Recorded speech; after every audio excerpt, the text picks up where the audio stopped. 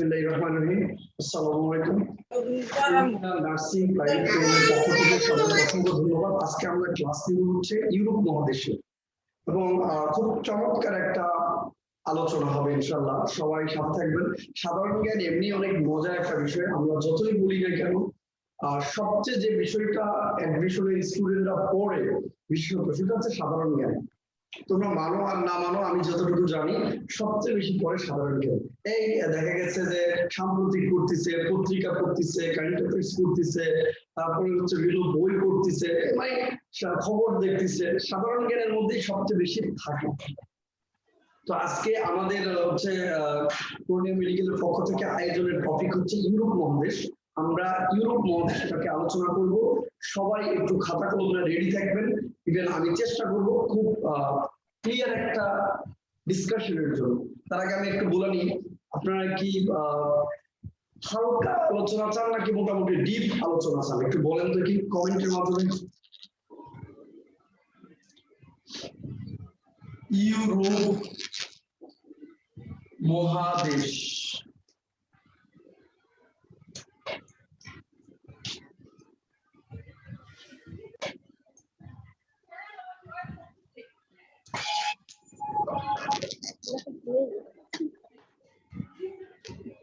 Europe মহাদেশ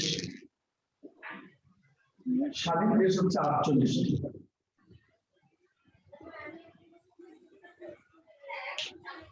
Europe মহাদেশে স্বাধীন দেশ হচ্ছে 48টি। ইউরোপের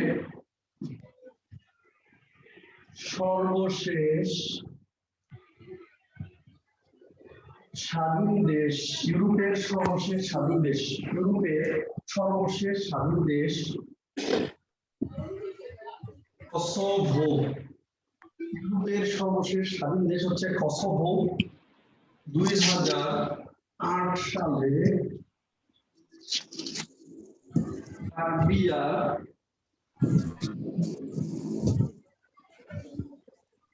নিকট থেকে স্বাধীনতা লাভ করে। তাহলে ইউরোপের সর্বশেষ স্বাধীন দেশের নাম হচ্ছে কসোভো, যেটা 2008 সালে সার্বিয়ার নিকট থেকে স্বাধীনতা লাভ করে। ইউরোপের জাতিসংঘ, যেটাকে বলা হয় ইউএন, ইউরোপের জাতিসংঘভুক্ত দেশ, ইউরোপের জাতিসংঘভুক্ত দেশ, ইউরোপের জাতিসংঘভুক্ত দেশ 46টি। ইউরোপের জাতিসংঘভুক্ত দেশ হচ্ছে 46টি। সর্বশেষ দেশ মন্টিনিগ্রো, 2006 সাল। ইউরোপের জাতিসংঘভুক্ত দেশ হচ্ছে 46টি। সর্বশেষ দেশের নাম হচ্ছে মন্টিনিগ্রো, 2006 সালে জাতিসংঘের সদস্য হয়েছে। মন্টিনিগ্রোর পরে ইউরোপে আর কোনো দেশ জাতিসংঘভুক্ত হয়নি। তাহলে আমাদের প্রশ্ন আসে হচ্ছে ইউরোপের কয়টা দেশ আছে যেটা জাতিসংঘের অন্তর্ভুক্ত নয়? তাহলে ইউরোপ থেকে জাতিসংঘভুক্ত নয়, ইউরোপ থেকে জাতিসংঘভুক্ত নয় দুটি দেশ। ইউরোপ থেকে জাতিসংঘভুক্ত নয় দুটি দেশ। এক, ভ্যাটিকান সিটি। দুই, কসোভো। তাহলে ইউরোপের স্বাধীন দেশ কিন্তু জাতিসংঘভুক্ত নয় কয়টা দেশ? দুইটা দেশ। ইউরোপের স্বাধীন দেশ কিন্তু জাতিসংঘভুক্ত নয় দুইটা দেশ, একটা হচ্ছে ভ্যাটিকান সিটি আর একটা হচ্ছে কসোভো। একটা হচ্ছে ভ্যাটিকান সিটি আর একটা হচ্ছে কসোভো। তাহলে ইউরোপের স্বাধীন দেশ রয়েছে 48টি। এই 48টি দেশের মধ্যে সর্বশেষ স্বাধীন দেশের নাম কসোভো। 2008 সালে সার্বিয়ার কাছ থেকে স্বাধীনতা লাভ করে কসোভো। তাহলে এই যে কসোভো সার্বিয়ার কাছ থেকে স্বাধীনতা লাভ করে, কিন্তু ইউরোপ থেকে 48টা দেশ স্বাধীন হলেও জাতিসংঘভুক্ত দেশ কিন্তু 48টি নয়। ইউরোপ মহাদেশের 46টা দেশ জাতিসংঘভুক্ত। তাহলে দুইটা দেশ আছে জাতিসংঘভুক্ত নয়, সেই দুইটা দেশের নাম কি? কসোভো এবং ভ্যাটিকান সিটি। কসোভো এবং ভ্যাটিকান সিটি। আচ্ছা, একটু লেখা হয়েছে কিনা আমাকে একটু কমেন্টে জানালে ভালো হয়, যেটুকু লেখা হয়েছে কিনা, কোনো প্রশ্ন আছে কিনা। হয় নাই।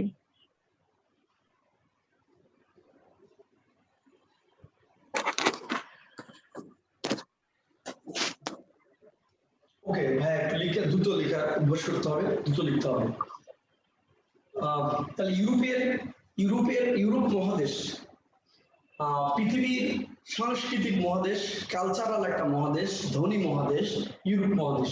এই মহাদেশ আমাদের কাছে একটা আকাঙ্ক্ষার বিষয়, আমাদের স্বপ্নের একটা বিভিন্ন মানে দেশগুলো রয়েছে, আমরা যেতে চাই, আগ্রহ আছে। তোমরা এখনো অনেকে এই যে নার্সিং অথবা নার্সিং এর জন্য পড়তেছো, কিন্তু তোমাদের এখনো অনেককে সুযোগ দেওয়া হলে তোমরা কিন্তু এগুলো সব ছেড়ে ছেড়ে চলে যাবে। জার্মানি হোক, যুক্তরাজ্য হোক, ফ্রান্স হোক, যাবা কিনা বলো? ইউরোপ মহাদেশ 48টা দেশ রয়েছে। ইউরোপ মহাদেশের 48টা দেশ রয়েছে। ইউরোপের এই 48টা দেশের মধ্যে ইউরোপের সর্বশেষ স্বাধীন দেশ নাম হচ্ছে কসোভো। 2008 সালে সার্বিয়ার নিকট থেকে স্বাধীনতা লাভ করে। 2008 সালে সার্বিয়ার নিকট থেকে স্বাধীনতা লাভ করে।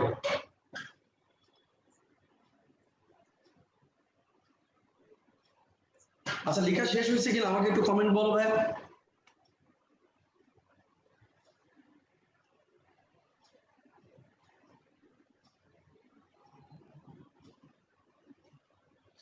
নার্সিং এর আন্তর্জাতিক থেকে কয়টা প্রশ্ন আসতে পারে, এইটা তো তোমাদের ভালো জানার কথা। তোমরা তো বিগত বছরের প্রশ্ন বই সমাধান করছো। আমার প্রশ্ন হচ্ছে, তাহলে তুমি কতটা কোশ্চেন সমাধান করছো, কিভাবে সমাধান করছো? তুমি জানোই না যে নার্সিং এর আন্তর্জাতিক প্রশ্ন কেমন আসতে পারে।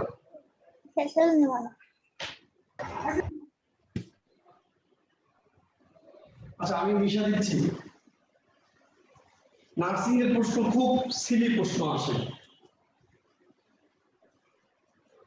কেমন সিলি প্রশ্ন? এই দেখো লিখে দিচ্ছি। আয়তন ও জনসংখ্যায় ইউরোপের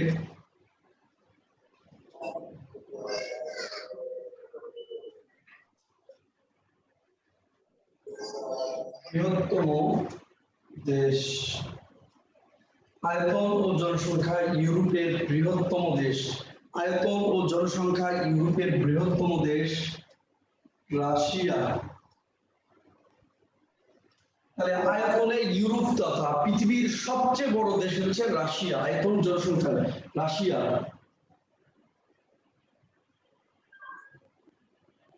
আয়তন ও জনসংখ্যায় ইউরোপের ক্ষুদ্রতম দেশ। আয়তন ও ক্ষুদ্রতম দেশ ভ্যাটিকান সিটি। আয়তনে পৃথিবীর সবচেয়ে বড় দেশ হচ্ছে রাশিয়া, কিন্তু জনসংখ্যায় পৃথিবীর সবচেয়ে ছোট দেশ। আয়তনে পৃথিবীর সবচেয়ে ছোট দেশ ভ্যাটিকান সিটি।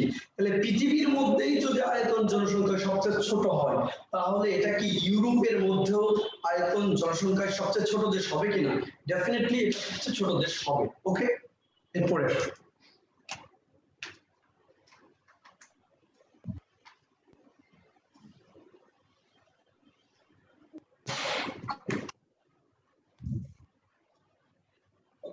ইউরোপের প্রাচীনতম প্রজাতন্ত্র। ইউরোপের প্রাচীনতম প্রজাতন্ত্রের নাম সান মেরিনো। ইউরোপের প্রাচীনতম প্রজাতন্ত্রের নাম সান মেরিনো, অর্থাৎ ইউরোপের সবচেয়ে প্রাচীন এটা দেশটা ইউরোপের প্রজাতন্ত্র হচ্ছে সান ম্যারিনো। ইউরোপের সর্ব নবীনতম নবীনতম অথবা সর্বশেষ স্বাধীন প্রজাতন্ত্রের নাম কি? তোমরাই বলো দেখি, ইউরোপের নবীনতম প্রজাতন্ত্রের নাম কি? তোমরা ক্লাস করতেছো, হ্যাঁ একটু বলো, ইউরোপের নবীনতম প্রজাতন্ত্রের নাম কি? আমাকে একটু কমেন্টে জানাও তো।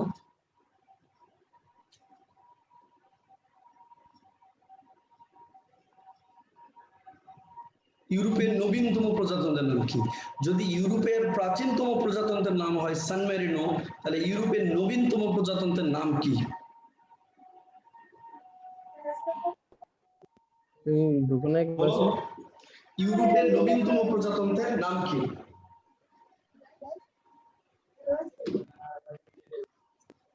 যাইতে পারবো না রে ভাই, ভেজাল আছে। তুমি আমারটা দিয়ে করো ধরো। আমার কথা কি তোমরা বুঝতে পারছো? না তুমি এলো বসো আমার সামনে আমার বসো। কথা কি বুঝতে পারছো কিনা? করে মিলে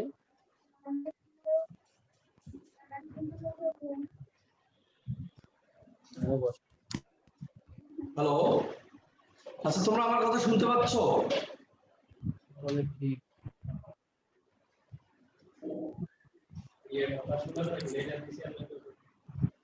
জি, বোঝা যাচ্ছে আপনার কথা। কিন্তু ওরা কোনো রেসপন্স করে না। শুনে যাচ্ছে। আচ্ছা, এই যে আমি যে বলেছি, এই লেখাগুলো লিখতে পেরেছো কিনা ভাইয়া? ও জি, বুঝি নাই।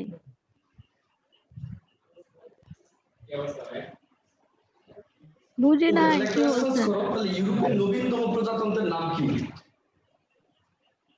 জানি না তো। কসোভো।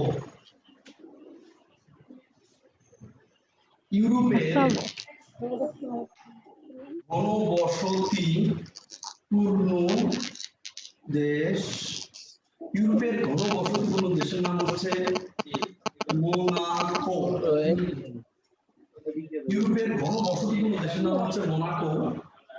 ইউরোপে কোন ঘনবসতিপূর্ণ দেশের নাম হচ্ছে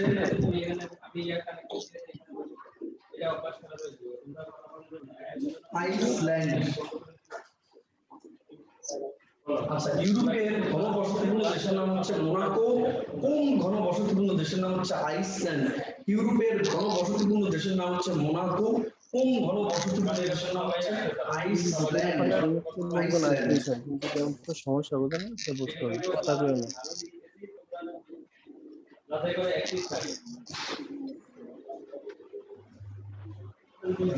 আচ্ছা ওকে ভাইয়া, লেখা আছে তাই ইউরোপের সবচেয়ে ঘনবসতিপূর্ণ দেশ। আমরা বলি বাংলাদেশের সবচেয়ে বেশি ঘনবসতিপূর্ণ দেশ, কিন্তু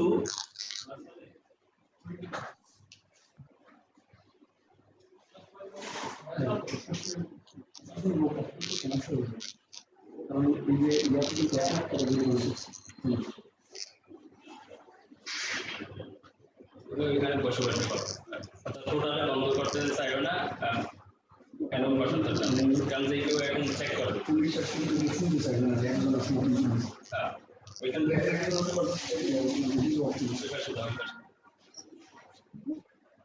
আসো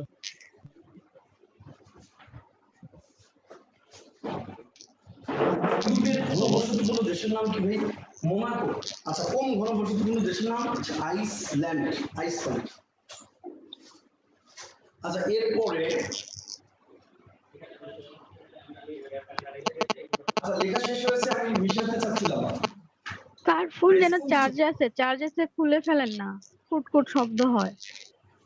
আচ্ছা, বৌজিকে কম বোঝো এটা বুঝলাম, কিন্তু এত কম বোঝো যে আমি বলতেছি এটুকু উত্তর দিতে পারতেছি না। ভাই, ওদেরকে একটু মিউট করে দেন তো, সবাই কেউ যেন কথা না বলেন, তো ওদের সমস্যা হচ্ছে। কথা বলে কিন্তু শব্দ হচ্ছে বলে। হ্যাঁ, অনেক শব্দ হচ্ছে, আমার কথা বুঝতেছি না। ওদেরকে মিউট করে দেন সবাই। প্রশ্ন করলে তখন মিউট আনমিউট করলেই হবে শেষে। আসো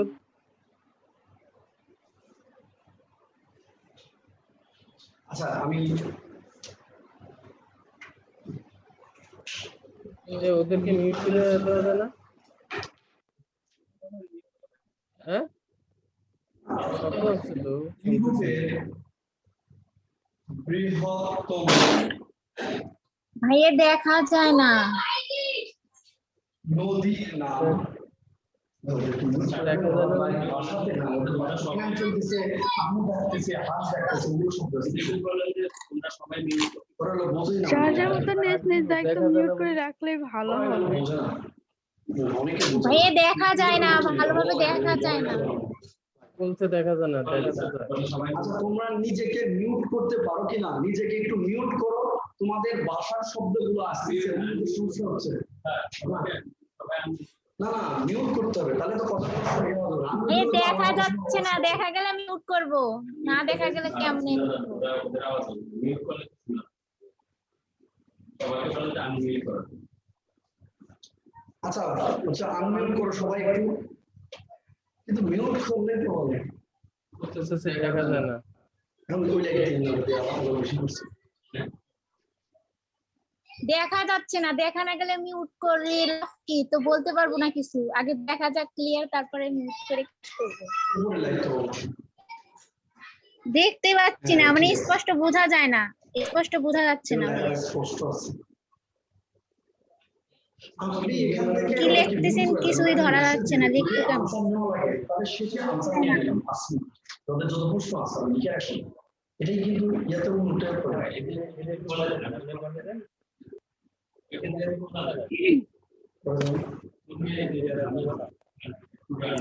এই যে মিউট হয়েছে, এখানে করা দিন। আচ্ছা, আমার সাথে শুনুন, মোবাইলে পাওয়া যায়। আচ্ছা, লেখা দেখা যাচ্ছে না?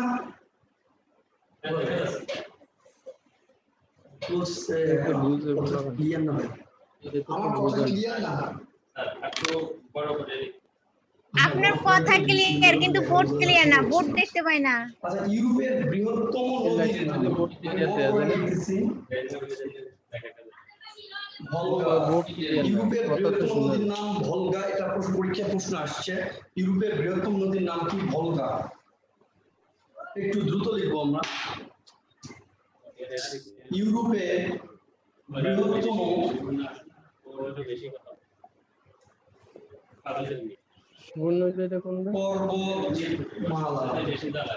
আল্পস। ইউরোপের বৃহত্তম পর্বতমালার নাম হচ্ছে আল্পস। ইউরোপের বৃহত্তম পর্বতমালার নাম হচ্ছে আল্পস। ইউরোপের বৃহত্তম পর্বতমালার নাম হচ্ছে আল্পস। ইউরোপের বৃহত্তম পর্বতমালার নাম হচ্ছে আল্পস। ইউরোপের বৃহত্তম পর্বতমালার নাম হচ্ছে আল্পস। ওকে, তাহলে ইউরোপের বৃহত্তম নদীর নাম হচ্ছে ভলগা। ইউরোপের বৃহত্তম পর্বতমালার নাম হচ্ছে আল্পস। ইউরোপের বৃহত্তম পর্বতমালার নাম হচ্ছে আল্পস। ইউরোপের বৃহত্তম পর্বতমালার নাম হচ্ছে আল্পস। আর কর্মপদ ইউরোপের প্রবেশ দ্বার বলা হয়। ইউরোপের প্রবেশ দ্বার বলা হয় ভিয়েনা, অস্ট্রিয়া। না দেখলে ইউরোপের প্রবেশ দ্বার বলা হয় ভিয়েনা, অস্ট্রিয়া। ইউরোপের প্রবেশ দ্বার বলা হয় ভিয়েনা, অস্ট্রিয়া। ইউরোপের প্রবেশ দ্বার বলা হয় ভিয়েনা, অস্ট্রিয়াকে। তারপরে হচ্ছে আরে তো নিজের থেকে কয়ার লেখে, কিন্তু ওরা তো বুঝে লিখতে হয়। বোর্ড একদম বাফার দেখা স্টেট। করতে পারে না। Buffer state, buffer state. ও তার কিছু দেখা যাচ্ছে না। ভাই এখান তো বোর্ড দেখা যাইতেছে, তোমাদের মধ্যে একটু নেটের প্রবলেম হচ্ছে, আমরা দেখতেছি। বাফার স্ট্রিট ইউরোপের ককপিট। এটাই তো বড় লেখা। লেখা দেখা যায়। এখানে দেখেন লেখা, এটা লেখার ফন্ট কত জানেন? 22 এর মতো। নেটের সমস্যা তো, নেটের সমস্যা না হলে তো এত নেটের সমস্যা, এই জন্য অনেকের নেটের সমস্যা। সবাই একটু আনমিউট করো। তোমরা সবাই একটু আনমিউট করো। 3 নাম্বার লাইন কি লেখা লিখছেন বোঝা স্পষ্ট যায় না। দেখা যাচ্ছে না, কিন্তু লেখা যে তা না, কিন্তু ওই ক্যামেরার সমস্যা হচ্ছে।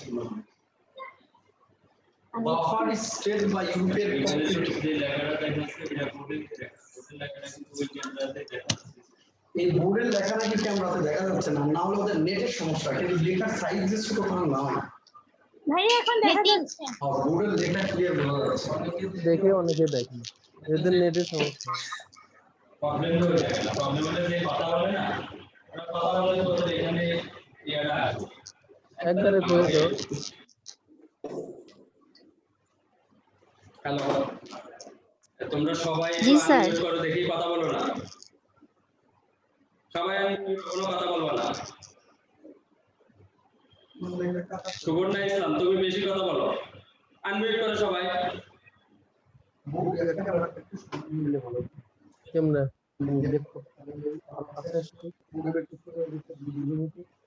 ছোট করে দিলে এখনো অনেকে আছে আনমিউট করো নাই, তোমরা আনমিউট করো সব। এটা কি আপনি সামনে নিয়ে দিবেন? তোমরা এরকম চেষ্টা করো, তাহলে ক্লাস কিভাবে নিবে? বোর্ডটা অনেক বড় দেয়, আপনি ছোট করে দাও ব্যাস।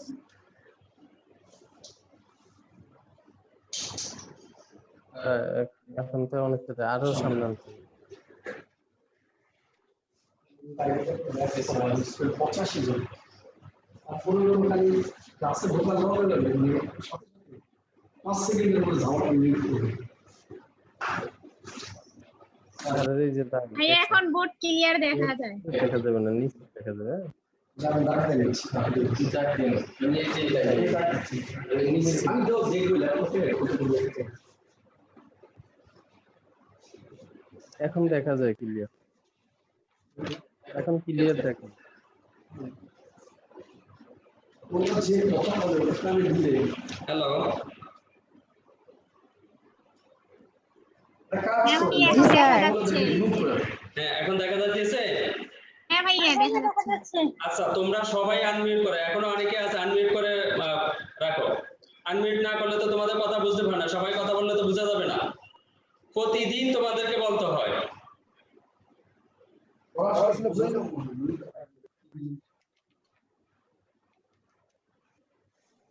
এরকম করলে ক্লাস বন্ধ করে দিবে একদম।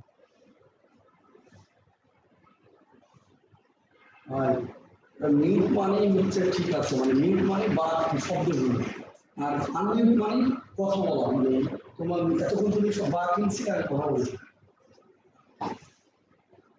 এই যে মিউট, এখন তো আপনার কথা শুনতেছে, যখন আনমিউট করে আপনার কথা শোনা যাবে না, ওরা মিউট করবে, আমি আমারটা তো মানে মিউটই থাকবে, কিন্তু ওরা আনমিউট করবে, ওরা মিউট করবে, তাহলে ওদের টপ থাকবে। হ্যাঁ হ্যালো, নিচের দিকে লিখলে হবে না, আচ্ছা আমার তো মাথা খারাপ করতেছে। দিলে একটা দাগ দিয়ে দাও। আর উপরে লাইনটা দিলেই থাকো, এরপর ঠিক আছে। আচ্ছা, এটুকু লেখা আছে ইউরোপের প্রবেশদ্বার ভিয়েনা, অস্ট্রিয়া।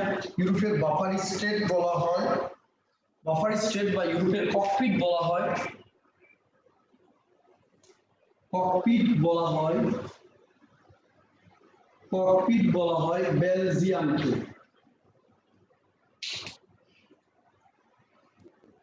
বেলজিয়ামকে। তোমরা কি এখনো মিউট করো না?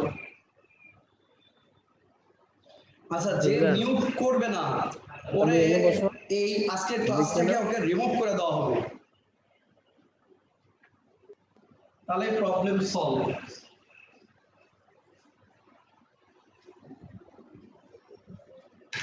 আচ্ছা ওকে, তাহলে ইউরোপের বাফার স্টেট মানে হলো দুইটা রাষ্ট্রের মধ্যে যুদ্ধ হলে মাঝখানে নিরপেক্ষ রাষ্ট্রটাকে বলে বাফার স্টেট। যেমন ফ্রান্স এবং যুক্তরাজ্যের মধ্যে 100 বছর যুদ্ধ হয়েছে, সেখানে নিরপেক্ষ রাষ্ট্র ছিল বেলজিয়াম, এজন্য বেলজিয়ামকে বলছে বাফার স্টেট। যেমন জার্মানি এবং মিত্র শক্তির মধ্যে যুদ্ধ হয়েছে, তখন বেলজিয়াম নিরপেক্ষ ছিল, তাই দ্বিতীয় বিশ্বযুদ্ধের বাফার স্টেট হচ্ছে বেলজিয়াম। আর ইউরোপের ককপিট মানে যে এটাকে ককপিট বলছে। ওকে, এরপরে আমরা পরেরটা লিখবো। সিটি অফ তখন মানে স্যারের ফেস দেখা যেত বক্সের উপরে। কালচার, সিটি অফ কালচার বলা হয়, সিটি অফ কালচার বলা হয় Paris France, city of culture বলা হয় Paris France, city of culture বলা হয় Paris France, city of culture বলা হয় প্যারিস ফ্রান্স।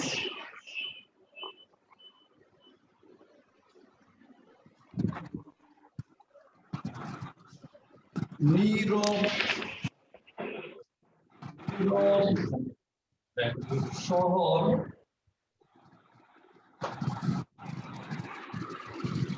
শান্তির শহর বলা হয় রোমকে।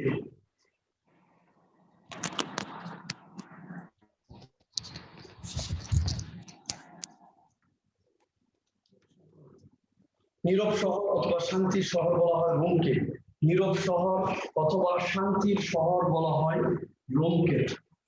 এবার ঠিক আছে।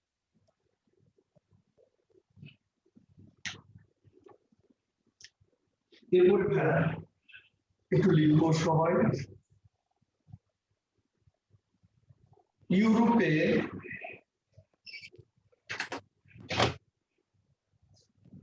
রুটির ঝুড়ি, রুটির ঝুড়ি, ইউরোপের রুটির ঝুড়ি বলা হয়, ইউরোপের রুটির ঝুড়ি বলা হয়, ইউরোপের রুটির ঝুড়ি বলা হয় ইউক্রেনকে, ইউরোপের রুটির ঝুড়ি বলা হয় ইউক্রেনকে। সাদা রাশিয়া বা হোয়াইট রাশিয়া, সাদা রাশিয়া বা হোয়াইট রাশিয়া বলা হয় বেলারুশকে, বেলারুশকে, সাদা রাশিয়া বা হোয়াইট রাশিয়া বলা হয় বেলারুশকে। ইউরোপের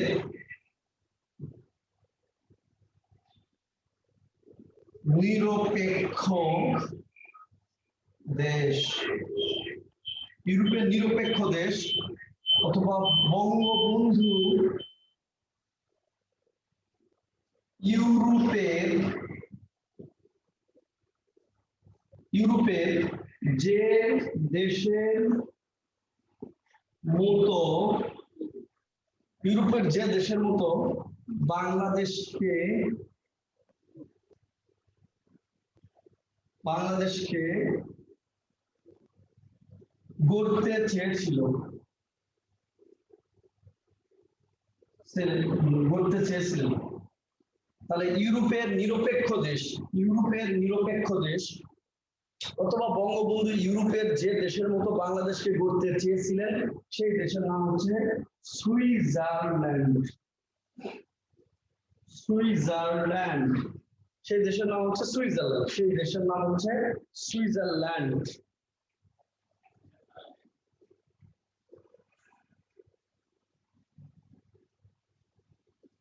সুইজারল্যান্ড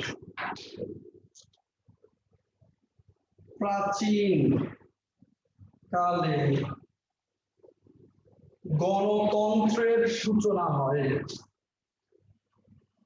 সূচনা হয় গ্রিস, প্রাচীনকালে গণতন্ত্রের সূচনা হয় গ্রিসে, প্রাচীনকালে গণতন্ত্রের সূচনা হয় গ্রিসে, প্রাচীনকালে গণতন্ত্রের সূচনা হয় গ্রিসে। বিশ্বের বৃহত্তম বই মেলা হয়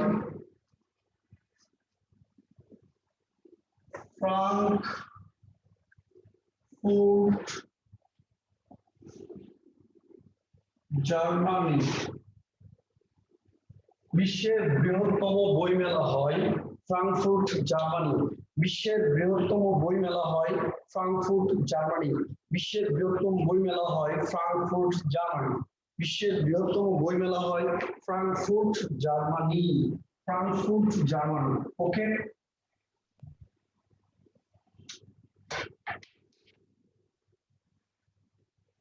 লেখা যদি শেষ হয় তাহলে আমরা ইউরোপীয় অঞ্চল পরিচিত করাবো একটু।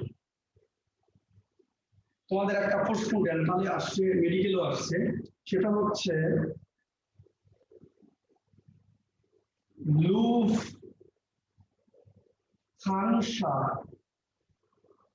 লুফথানসা কোন দেশের বিমানবন্দর, কোন দেশের বিমান সংস্থা? তার নাম হচ্ছে জার্মানি। লুফথানসা কোন দেশের বিমান সংস্থা? জার্মানি। লুফথানসা কোন দেশের বিমান সংস্থা? জার্মানি। এটা আসছিল তোমাদের মেডিকেল ডেন্টাল।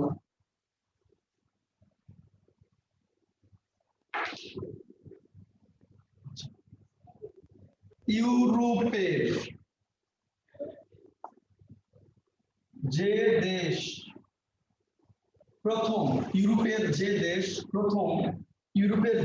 প্রথম ভারতবর্ষে বাণিজ্য করতে আসে,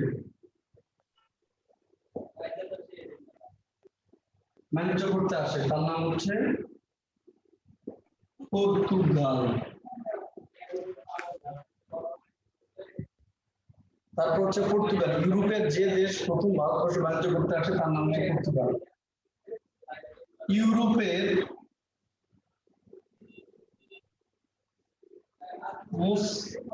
মুসলিম দেশ তিনটি। তুরস্ক এশিয়ার দেশ, ইউরোপ মহাদেশের দেশ। তুরস্ক, আলবেনিয়া, কসোভো। এবং মাথায় রেখো পৃথিবীরও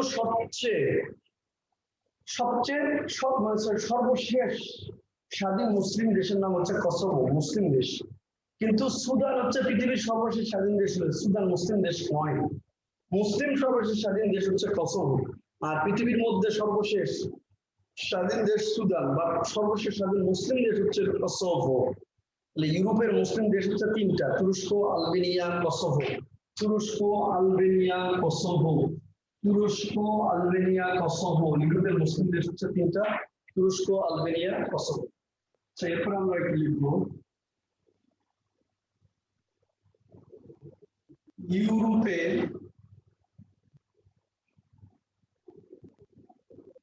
ছিদ্রায়িত রাষ্ট্র।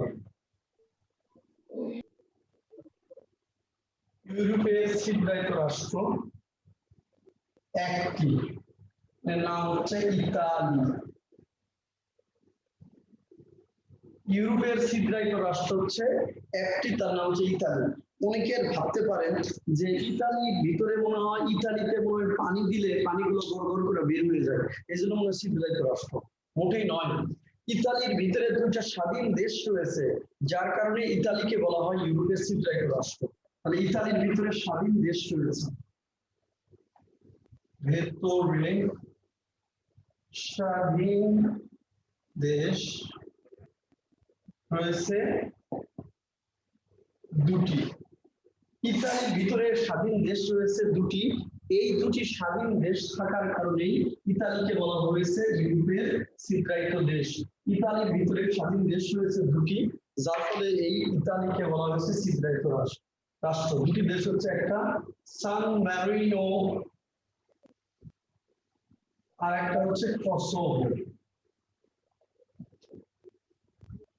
তাহলে ইতালির ভিতরে স্বাধীন দেশ রয়েছে দুটি, তার কারণে ইতালিকে ছিদ্রায়িত রাষ্ট্র বলা হয়।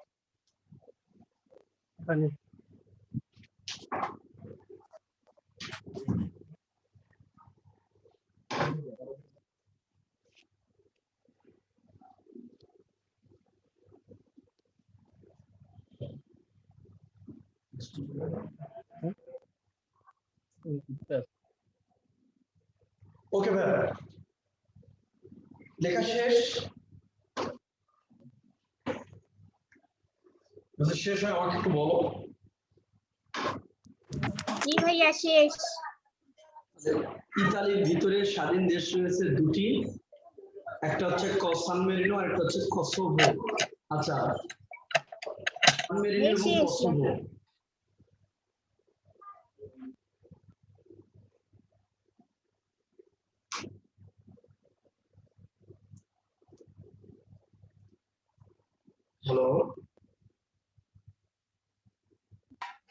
জি ভাইয়া। লেখা হ্যালো। হ্যাঁ, লেখা শেষ। আচ্ছা সবাই একটু মিউট করো ভাই, হ্যাঁ। এবং নিজেকে মিউট করো।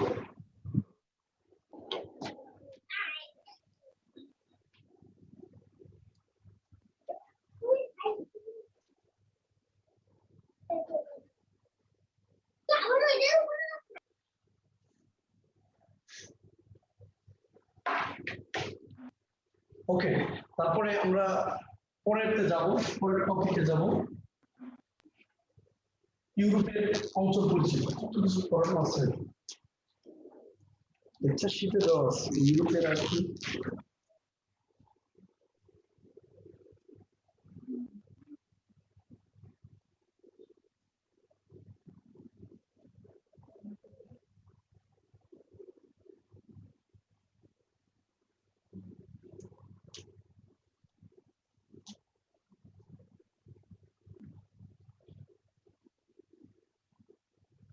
ইউরোপের অঞ্চল পরিচিতির মধ্যে আছে স্ক্যান্ডিনেভিয়ান অঞ্চল। স্ক্যান্ডিনেভিয়ান অঞ্চল দেশ 5টি।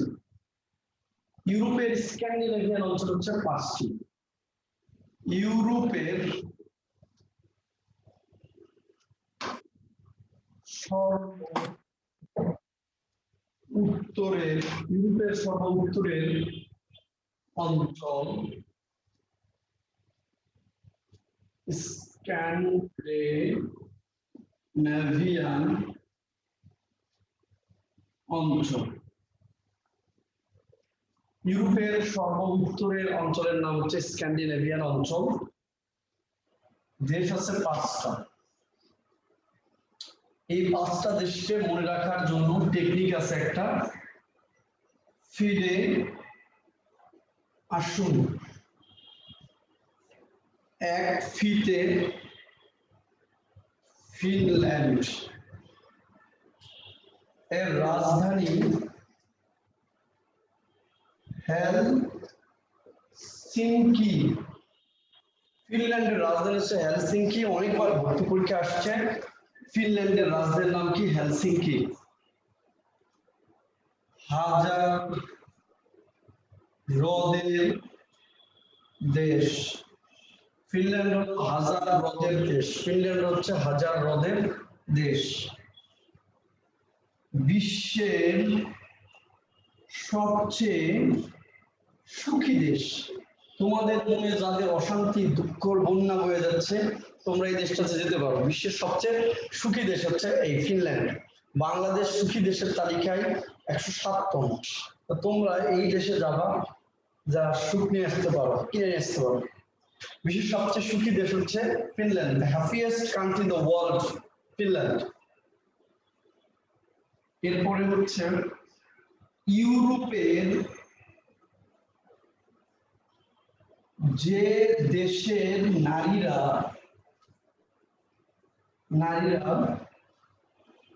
প্রথম ভোটাধিকার লাভ করে।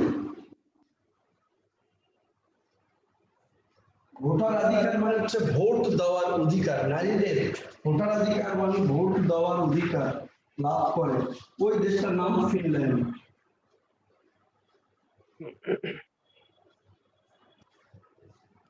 সালে ইউরোপের যে 48টা দেশের মধ্যে প্রথম যে দেশের নারীরা ভোটাধিকার লাভ করে তার নাম হচ্ছে ফিনল্যান্ড।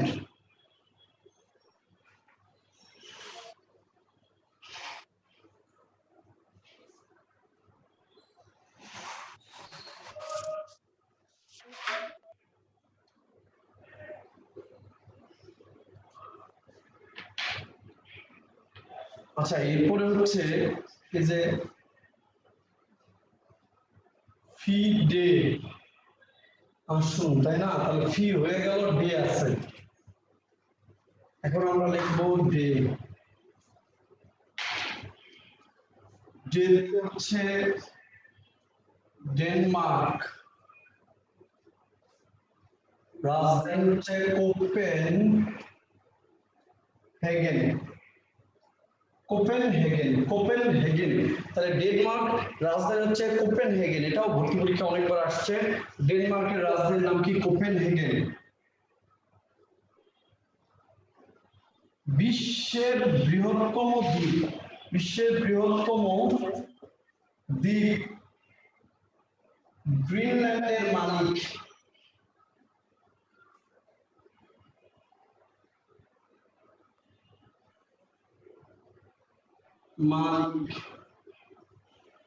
তাহলে বিশ্বের বৃহত্তম দ্বীপ গ্রিনল্যান্ড কোন দেশের অংশ? ফিনল্যান্ডের, মানে ডেনমার্কের অংশ। বিশ্বের বৃহত্তম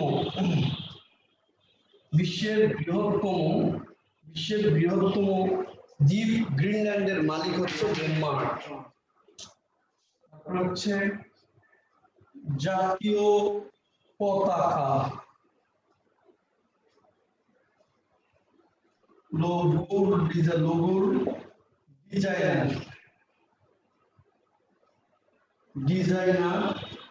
পতাকা এবং লোগোর ডিজাইনার হচ্ছে ডেনমার্ক। তাহলে বিশ্বের প্রথম পতাকা প্রচলন করেছে কোন দেশ? তাহলে বিশ্বের বৃহত্তম দ্বীপের নাম গ্রিনল্যান্ড, মালিক হচ্ছে ডেনমার্ক। জাতীয় পতাকা এবং লোগোর ডিজাইনার কে? এই ডেনমার্ক। জাতীয় পতাকা এবং লোগোর ডিজাইনার হচ্ছে ডেনমার্ক। দেখা শেষ হলে আমাকে বলবো।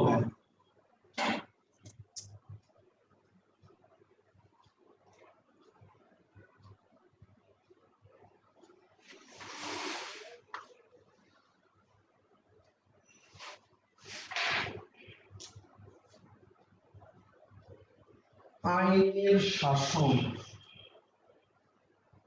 ও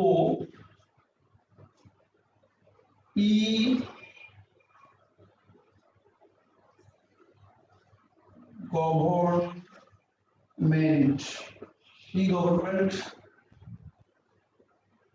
রিপোর্টে শীর্ষ দেশ। এটা আসছে বিসিএস প্রিলিমিনারি, 41তম বিসিএস প্রিলি। আর এটা আসছে হচ্ছে পরীক্ষাতে আসছে, এটা ই গভর্নমেন্ট রিপোর্টের শীর্ষ দেশ কোনটা? এই দুটো চাকরির পরীক্ষার প্রশ্ন। শীর্ষ দেশ হচ্ছে ডেনমার্ক। আইনের শাসন এবং ই গভর্নমেন্ট ডেভেলপমেন্ট রিপোর্টের শীর্ষ দেশ হচ্ছে ডেনমার্ক। দুটো প্রশ্ন আসছে। ভাইয়া হ্যালো ভাইয়া, জাতীয় পতাকা তারপর কি লিখছেন দেখা কিরকম হচ্ছে? অর্পিতা বিশ্বাস কিরকম হচ্ছে ভাই? জাতীয় পতাকার পরে কি লিখছেন বোঝা যাচ্ছে না। আচ্ছা, ডাবল হচ্ছে প্রেস কথা।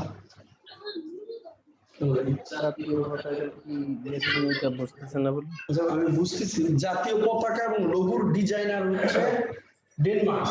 আরে এখানে যখন শিরোনাম আছে ডেনমার্ক, যা কিছু লিখতেছি সব ডেনমার্কের নাম। বিশ্বের বৃহত্তম দ্বীপ গ্রিনল্যান্ড, মালিক কে? ডেনমার্ক। জাতীয় পতাকা লোগোর ডিজাইনার কে? ডেনমার্ক। আইনের শাসন এবং ই গভর্নমেন্ট রিপোর্টের শীর্ষ দেশ কে? ডেনমার্ক। এখানে যা আছে সবই উত্তর ডেনমার্ক। ওরা বলছে আমার কথা ডাবল শোনা যাচ্ছে নাকি?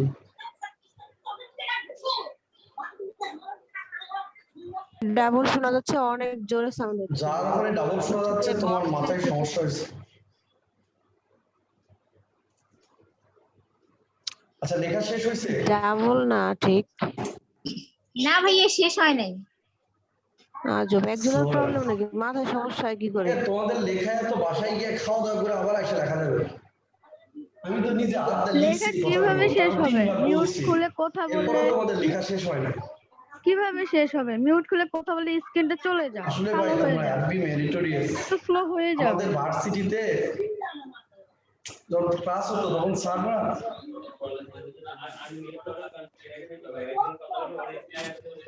তোমরা নিজেদেরকে মিউট করো, তাহলে তোমার শব্দটা অন্য জায়গায় হবে, যাবে না। হ্যাঁ, নিজেকে মিউট করে রাখো। তোমার নিজেকে মিউট করলে তোমার শব্দ যাবে না। যেমন দেখো, আমার স্ক্রিনে এখানে মিউট করলে আমার কথাটা তোমরা শুনতে পাবে না। ঠিক আছে, আমি যাই করি এখানে শুনতে পাবো না। তাহলে তোমার নিজেকে মিউট করার একটা অপশন আছে, ওই মিউট করার অপশনে চাপ দাও, দেখো তাহলে তুমি মিউট হয়ে যাবা। তোমার যখন আমাকে সবাই কোশ্চেন মিউট করার করে, সুযোগ এই যে থাকবে, পাশে আমি যখন ওই শেষে কোচিং এর উত্তর ওখানে দিব, মানে তখন একজন তুমি ওখানে স্যার আনমিউট করে আমার সাথে কথা ক্লাসে আছে, বলতে পারো। ওনারটা বারবার সামনে এসে তোমার যায়। নিজেকে মিউট করো, নিজেকে মিউট করলে তোমার কথা অন্য কেউ শুনতে পারবে না, তোমার কথা আমরাও শুনতে পারবো না, তুমি শুধু আমার কথাটা শুনবে। হ্যাঁ, সেই প্রথম দিন থেকে এই বোঝাচ্ছে। আর যদি না পারো তাহলে অন্য থেকে জেনে নাও মিউট করা।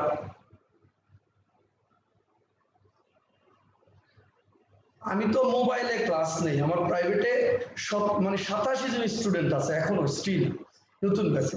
তারপরে একবার যদি বলি মানে ক্লাসে ঢোকার 10 সেকেন্ডের মধ্যে যদি মিউট না করে ওকে রিমুভ করে দেবো। আজকের ক্লাসে একবার রিমুভ করলে আর আজকের ক্লাসে জয়েন করতে পারবে না। ও মানে এটা ক্লাসে জয়েন করার পরে প্রথম একটা স্টুডেন্টের কাজ হচ্ছে নিজেকে সে মিউট করবে, নিজেকে মিউট করবে, কারণ সে এখানে কথা বলতে আসেনি, তাকে কথা বলার জন্য এখানে আরেকজন মানুষ আছে, তার টাকা দিয়ে তার কাছ থেকে কথাগুলো শুনতে আসছে, তাহলে তার কথা শুনতে হবে।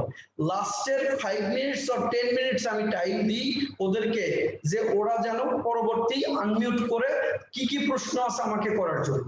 তাহলে তোমার এখানে আমি একটা ক্লাস নিচ্ছি, তোমার বাসায় গরু ডাকতেছে, মুরগি ডাকতেছে, হাঁস ডাকতেছে, সেই শব্দগুলো আমরা পাচ্ছি। এইটা কি তোমার ইমপ্রেশন ভালো করতেছে? তোমার এলাকার আঞ্চলিক ভাষায় কথা বলতে তোমার বাড়িতে মারামারি লাগছে, সেই শব্দ আমরা পাচ্ছি। এটা তোমার ফ্যামিলিরও তো মানে তোমার ফ্যামিলির বিষয়গুলোও তো আমরা জানতেছি। এই জন্য যদি নিজের মানে প্রাইভেসি বজায় রাখতে চাও তাহলে নিজেকে মিউট করো, তোমার নিজেকে নিজে মিউট করে রাখো, তাহলে তোমার শব্দ আমরা পাবো না, ক্লাসটা ভালো হবে।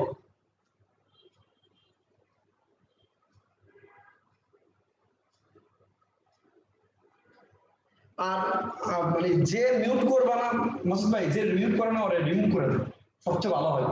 একটা ফ্রিজে যদি অনেকগুলো আপেল থাকে, একটা আপেল যদি পচা যায়, ওই আপেলটাকে ফেলে দেই আমি, ওই সবগুলো আপেলকে নয়, কারণ আমি অনেকগুলো টাকা দেয়া ইয়ে করেছি। তাহলে তোমাদের মধ্যে যার সমস্যা আমরা তাকে রিমুভ করে দেবো, আর নাহলে কিন্তু আমি নিজে রিমুভ হয়ে দেবো।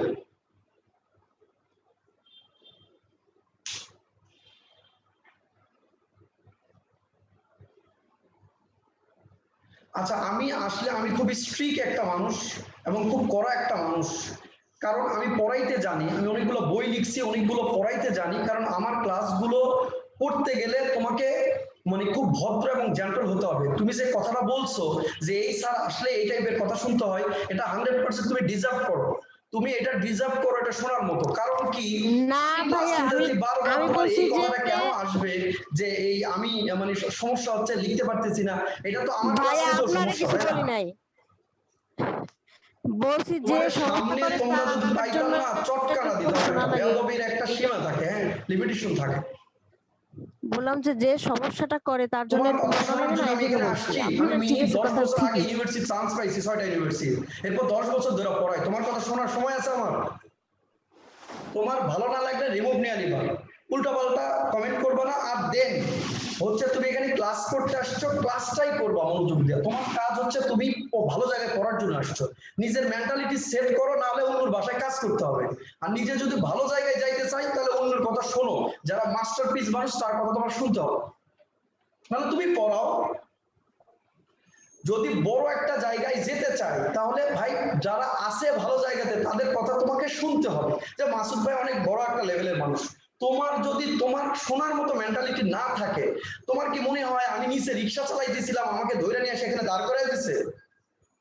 তাহলে আমি এই বিষয়ে পারদর্শী বিধায় আমাকে দাঁড় করাই দিছে, আর আমি তো তোমাদেরকে পড়ানোর বিষয়ে হেল্প করতেছি, অন্য বিষয় না। কিন্তু এইটা যে বিষয়ে কেন বারবার এই কথাটা কেন বলতে হবে যে তুমি নিজেকে মিউট করো, এই করো, সে করো? এটা তো বিষয়টা বারবার একটা জিনিস বললে তো মানুষের এমনিই তো অনেক রেগে যাওয়ার কথা। মানে এটা যদি আমার ক্লাস হতো, মানে ইনকেস আমি যদি এরকম পাইতাম, তোমাদের তো খালি আজকের জন্য রিমুভ না, সারা জীবনের জন্য রিমুভ করে দিতাম, বাড়িতে গিয়া পরে কাজ করো, আর কি পড়া লাগবে না নার্সিং এ। কারণ আমি একটা জিনিস খুব নিজের ফিলোসফি থেকে মানি, বেয়াদবের জায়গা যেন কোনো বিশ্ববিদ্যালয় না হয়। কারণ আজকে বাংলাদেশের মতো রাষ্ট্রগুলোর বিশ্ববিদ্যালয়ে অনেক বেশি ভাইয়া আপনি নাই, হ্যালো, এর অন্যতম কারণ হচ্ছে বেয়াদবে হয়ে গেছে ইউনিভার্সিটি গুলো।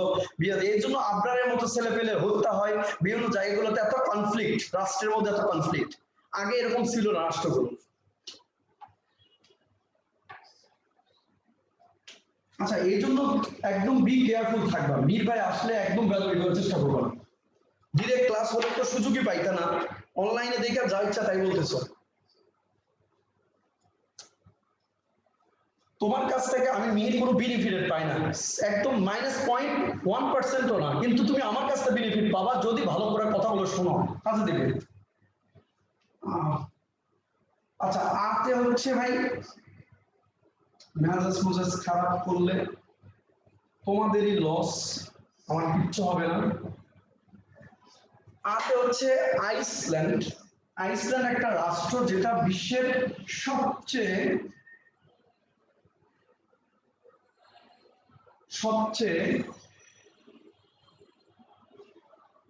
শান্তিপূর্ণ দেশ,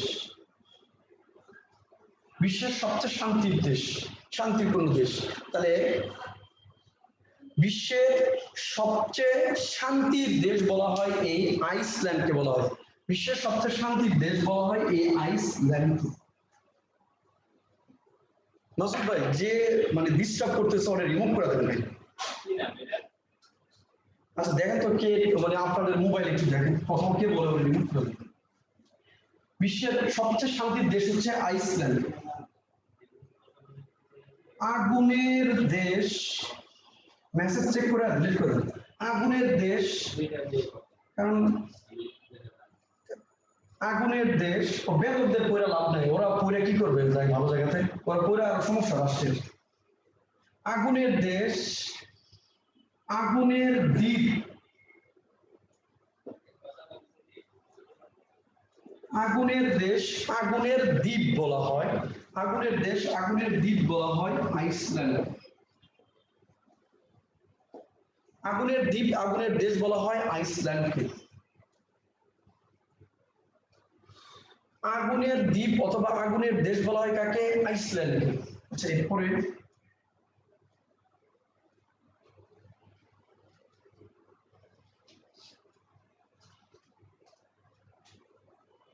মধ্যরাতে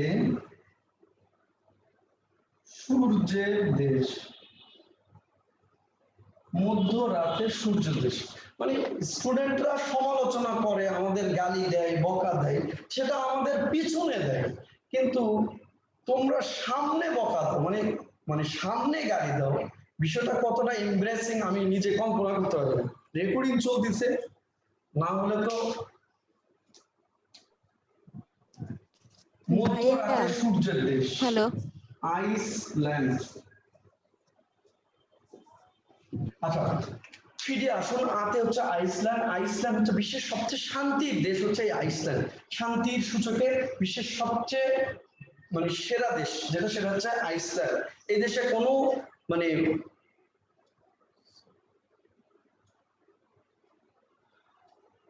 আসলে সবাই বেয়াদব না, মানে ধরো তোমার কিছু ফ্যামিলিগত শিক্ষা থাকে যাদের, তাদের পড়াশোনা ছাড়াও ভালো থাকে।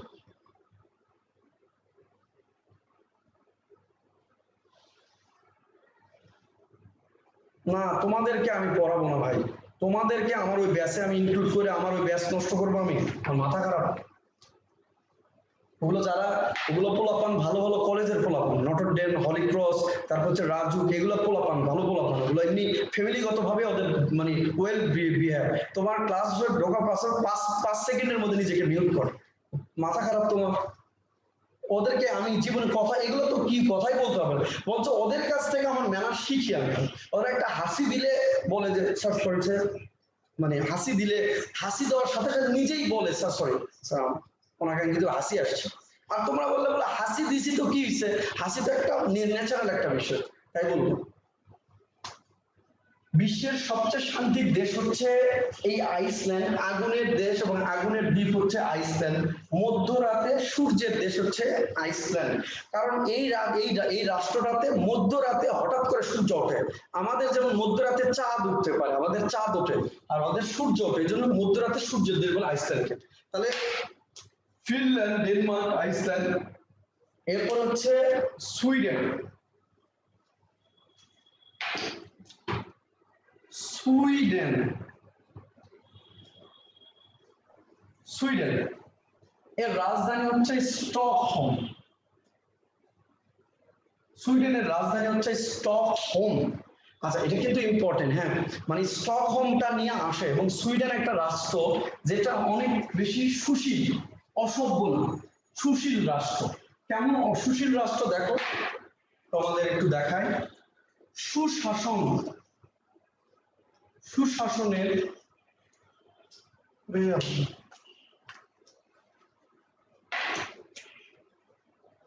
ন্যায়পালের সূচনা হয়। তোমরা ইংরেজি একটা বানান শোনো ভাই, অম্বুডসম্যান, তাই না? যে স্পেলিং গুলোর মধ্যে থাকে দেখবা অম্বুডসম্যান বানানের স্পেলিং। এই ন্যায়পালের ইংরেজি শব্দ হচ্ছে অম্বুডসম্যান। এই ন্যায়পালের ধারণা হয়, প্রথম ন্যায়পালের সূচনা হয় 1809 সালে তোমার সুইডেনে। এখন প্রশ্ন হলো যে ন্যায়পালটা আসলে কি? এটা সূচনা হয়েছে বুঝলাম, ন্যায়পালটা আসলে কি শুনি নেই। ন্যায়পালটা হচ্ছে সংসদ কর্তৃক গঠিত একটা কমিটি, অর্থাৎ যদি কোনো রাষ্ট্রের মধ্যে, অর্থাৎ মানে সংসদের যারা ব্যক্তিত্ব তাদের মধ্যে কোনো দুর্নীতি অথবা কোনো বিশৃঙ্খলা বা কোনো সমস্যা দেখা দেয়, তাহলে সংসদ কর্তৃক যে কমিটি গঠন করা হয় তাকে বলা হয় ন্যায়পাল। তো বাংলাদেশের কোনো রাষ্ট্রপ্রধান বা প্রধানমন্ত্রী বা কোনো সংসদের গুরুত্বপূর্ণ ব্যক্তি এমন কোনো অন্যায় করেননি, ফলে সংসদ কর্তৃক ন্যায়পাল গঠন হয়নি। এটা পৃথিবীর প্রথম চালু হয়েছিল সুইডেনে 1809 সালে। এটা বাংলাদেশের সংবিধানের 77 নম্বর অনুচ্ছেদেও আছে। তোমরা শুধু এটুকু জানলেই হবে ন্যায়পালের সূচনা হয়েছে কোন দেশে? সুইডেন। এরপরে ভাই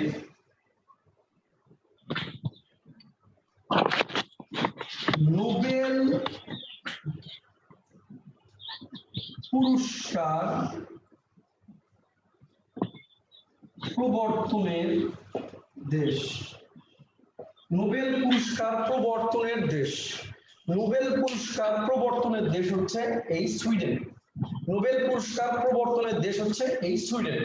এই নোবেল পুরস্কার প্রবর্তনের দেশ হচ্ছে সুইডেন। এই দেশ থেকে 1901 সালে নোবেল পুরস্কার দেওয়া হয়েছে। তোমরা সবাই জানো, তোমরা যেহেতু সায়েন্সের স্টুডেন্ট, সে তোমরা জানার কথা, এবং তোমরা অনেক মেধাবী মানুষ। আমি আর্টসের স্টুডেন্ট, তো তেমন পড়াশোনা করি নাই, তাই না?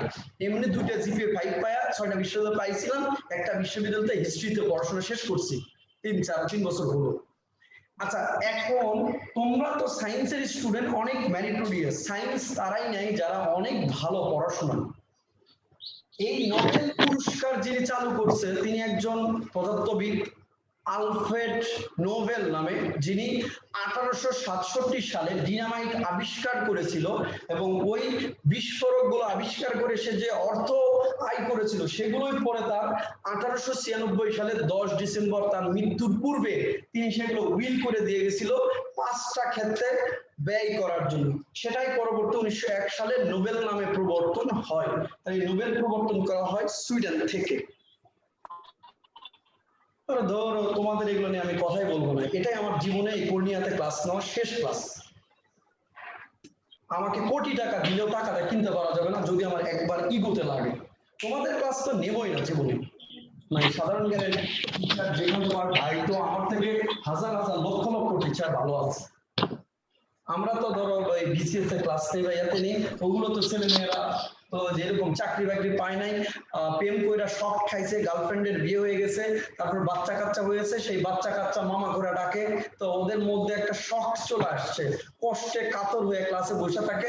ওদের ক্লাসগুলো নিতে ভালো লাগে, ওগুলো মানে কথা বলে না, চুপচাপ থাকে বাস। আর তোমাদের মধ্যে অনেক আবেগ আছে, অনেক তোমরা অনেক মেধাবী, জানার অনেক আগ্রহ আছে, এত তো আমরা পাই না আসলে। আচ্ছা ভাই দ্রুত লিখবো তো, সুইডেন হচ্ছে স্টকহোম। আচ্ছা গেল সুইডেন, আমাদের গেল আরেকটা রাষ্ট্র হচ্ছে আমাদের নরওয়ে। নরওয়ে দুইটা নতে ভাই দেখো, নরওয়ে সবাই লিখো নরওয়ে, নোওয়ে না কিন্তু নরওয়ে। নরওয়ের রাজধানী হচ্ছে অসলো। আচ্ছা, নিশীত সূর্যের দেশ, নিশীত সূর্যের দেশ। এই যে নিশীত সূর্য, দেখো তোমরা একটা যে সূর্য দেখো, নিশীত মানে কি রাতে। হঠাৎ করে এই রাষ্ট্রের খালি রাতেই সূর্য উঠতে থাকে, রাতেই সূর্য উঠতে থাকে, রাতেই সূর্য উঠতে থাকে, দিনে ওঠে না। আবার দেখে দিনে আছে তো 6 মাস ধরে খালি দিন আছে, দিন আছে, রাত হয় না। এজন্য এই রাষ্ট্রকে বলছে নিশিত সূর্যের দেশ। গত কিছু আগে আমার একটা ক্লাস একটা স্টুডেন্ট বলছে, ভাই মানে খালি 6 মাস ধরে রাতি থাকে, তাহলে ভাই বিয়ে করে ওই রাষ্ট্রে চলে যাবো, যাওয়া যাবে না? তাহলে হ্যাঁ যাওয়া যাবে।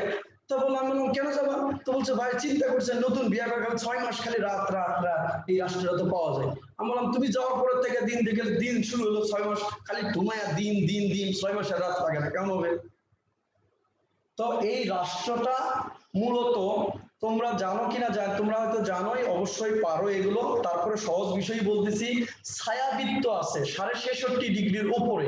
এই ছায়াবৃত্তর উপরে এই রাষ্ট্রটা হওয়ার কারণে এই রাষ্ট্রটাতে সূর্য পৌঁছায় না, কারণ আমাদের সূর্য কৌণিক ভাবে আলো দেয়, যার ফলে এখানে না পৌঁছার কারণে এটা 6 মাসে দেখা গেছে রাত থাকে, আবার 6 মাসে দিন থাকে। এখন তুমি প্রশ্ন করতে পারো ভাই তাহলে তারা তাদের জীবন মান চলে কেমনি, অফিস আদালত চলে কেমনি? আনসারটা দিই, ওরা হচ্ছে আমাদের মতো গরিব নয়, ওরা অনেক ধনী রাষ্ট্র, ফলে ওদের দিন রাত সমান। আর ওরা আমাদের মতো এত সভ্য নয়, ওরা অনেক অসভ্য। রাস্তায় দিন রাতে চলাফেরা করলেও কোনো মেয়েকে কেউ ইফটিজিং করবে না। আমরা তো দিনেই করি, রাতে পাইলে তো অন্যরকম ব্যাপার হয়ে যাবে। ফলে ওদের এগুলো নিয়ে কোনো টেনশন নাই। রাস্তায় একটা মেয়ে দিনে বের হইলো না, রাতে বের হইলো, অফিস কখন শেষ হচ্ছে কখন শুরু হচ্ছে, এগুলো নিয়ে কোনো সমস্যা নেই। নিশিত সূর্যের দেশ এই নরওয়ে। হ্যাঁ, এরপর আসো মৎস্যজীবী অথবা জেলেদের দেশ। জেলেদের দেশ অথবা ধীবরদের দেশ। আচ্ছা, মৎস্যজীবী বা জেলে তোমাদের অনেকের জামাই হবে, তখন গালি দিবা ধীবরের বেটা। তাহলে ধীবর মানেও জেলে, মৎস্যজীবী মানেও জেলে, জেলে মানেও জেলে। তাহলে এই দেশটাতে প্রচুর পরিমাণে মাছ আরোহণ করে মানুষ সামুদ্রিক, কারণ ওখানে আছে একদিকে আছে উত্তর মহাসাগর, আরেকদিকে আছে আটলান্টিক মহাসাগর এই দেশটা, যার ফলে মৎস্যজীবীদের দেশ, জেলেদের দেশ, ধীবরদের দেশ বলা হয় এই নরওয়েকে। আরেকটা লাইন খুবই ইম্পর্টেন্ট, মানব উন্নয়ন রিপোর্ট, মানব উন্নয়ন রিপোর্ট অথবা এইচডিআই রিপোর্ট, মানব উন্নয়ন রিপোর্ট অথবা এইচডিআই রিপোর্টে শীর্ষ দেশ। মানব উন্নয়ন রিপোর্ট বা এইচডিআই রিপোর্টের শীর্ষ দেশ হচ্ছে এই নরওয়ে। মানব উন্নয়ন রিপোর্ট অথবা এইচডিআই রিপোর্টের শীর্ষ দেশ হচ্ছে এই নরওয়ে। মানব উন্নয়ন রিপোর্ট অথবা এইচডিআই রিপোর্টের শীর্ষ দেশ, ভাই এটা খুব ইম্পর্টেন্ট। এটা কিন্তু সাম্প্রতিক রিপোর্ট 2020 সাল অনুযায়ী মানব উন্নয়ন রিপোর্টের শীর্ষ দেশ হচ্ছে নরওয়ে। মজার বিষয় বলি, এই প্রশ্নটা প্রতিবার আসে, মানব উন্নয়ন রিপোর্টের শীর্ষ দেশ কোনটা? নরওয়ে। আর মানব উন্নয়ন রিপোর্টে বাংলাদেশের অবস্থান কত? বাংলাদেশের অবস্থান হচ্ছে 135তম।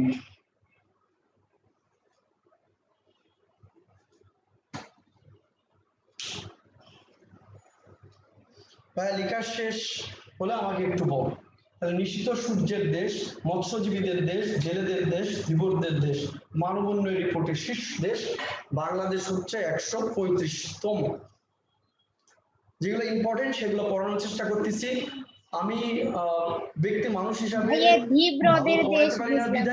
যা পারি সব ঘুমাইয়া পড়াই, আমি প্রচুর লিখাই এবং প্রচুর পড়াই। ধীবরদের দেশ সেটা ওরকম তো গুরুত্ব বুঝি না যে কোনটা ইম্পর্টেন্ট। আচ্ছা ভাই, okay, thank you so much, thank you so much, thank you so much. Okay, next আমরা আরেকটা অঞ্চল পড়াইয়া কিছু তোমাদের গুরুত্বপূর্ণ জিনিস দিয়া এরপরে আসো তো বাল্টিক অঞ্চল।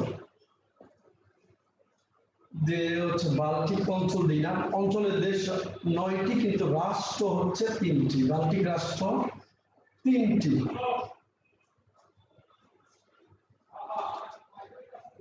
ইউরোপের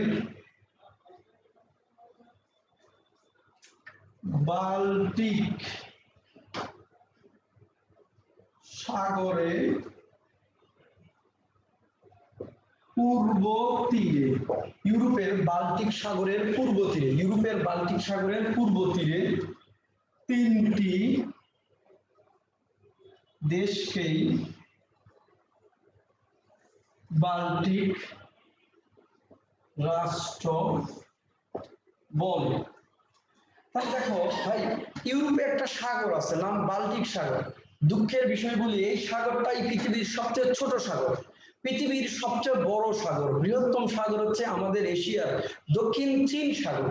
আর পৃথিবীর সবচেয়ে ছোট সাগর এই বাল্টিক সাগর। এই বাল্টিক সাগরের তীরে যে পূর্ব তীরে 3টা রাষ্ট্র আছে, সেগুলোকেই বলা হয় বাল্টিক রাষ্ট্র। অনেকে মনে করতে পারে হয়তো বালতি দিয়া দিয়া পানি ভরাইয়া, মানে বালতি দিয়া দিয়া মাটি দিয়া রাষ্ট্রগুলো বানাইছে। আমাদের এলাকাতে আছে না যে এরকম মাটি দিয়ে দেয় বিভিন্ন নিচু জায়গাগুলোকে ভরাট করে, তা অনেকে ভাবতে পারে বালতি দিয়ে দিয়ে মাটি দিয়ে রাষ্ট্র ভরাট করে বানাইছে এই জন্য বাল্টিক রাষ্ট্র। এই জন্য ব্যাখ্যা দিলাম যেটা বাল্টিক সাগরের পূর্ব তীরের দেশ হয় এটা বাল্টিক রাষ্ট্র। রাষ্ট্র মনে রাখার টেকনিক হচ্ছে অল ইজ ওয়েল। এতে হচ্ছে Estonia,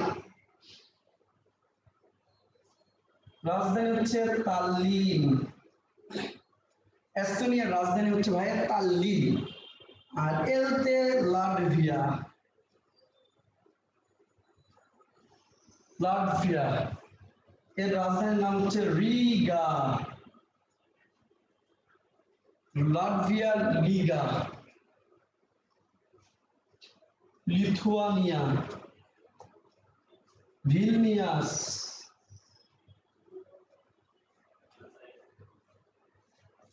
Vilnius. Tallinn, Riga, Vilnius, Tallinn, Riga, Vilnius.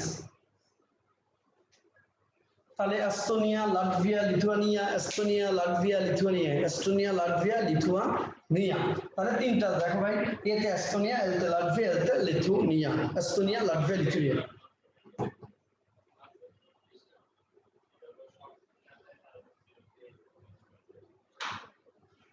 ওকে,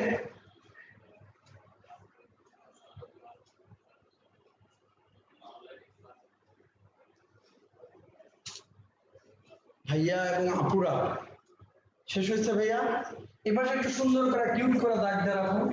এই 3টা রাষ্ট্রই স্বাধীনতা লাভ করেছে, স্বাধীন হয় রাশিয়ার কাছ থেকে।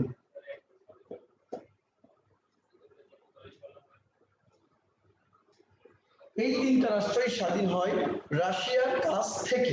সুন্দর না? দেখো এই অল, এগুলো এই অল 3টা রাষ্ট্রই স্বাধীন হয়েছে কার কাছ থেকে? রাশিয়ার কাছ থেকে। আবার 3টি দেশের মুদ্রায় ইউরো, 3টি দেশের মুদ্রায় হচ্ছে ইউরো। তাহলে এস্তোনিয়া, লাটভিয়া, লিথুয়ানিয়া 3টা রাষ্ট্রের মুদ্রাই হচ্ছে ইউরো। এই 3টা দেশের স্বাধীনতা লাভ করেছে রাশিয়ার কাছ থেকে। তাহলে এই 3টা রাষ্ট্রই স্বাধীনতা লাভ করেছে রাশিয়ার কাছ থেকে। 3টা রাষ্ট্রই মুদ্রা হলো ইউরো। আর ওই স্ক্যান্ডিনেভিয়ান অঞ্চলের 5টা দেশ আছে, তার একটা মুদ্রা খালি ইউরো, বাকি 4টার মুদ্রা ক্রোনা। ফিনল্যান্ডের মুদ্রা হচ্ছে ইউরো, বাকি 4টা দেশের মুদ্রা হচ্ছে ক্রোনা।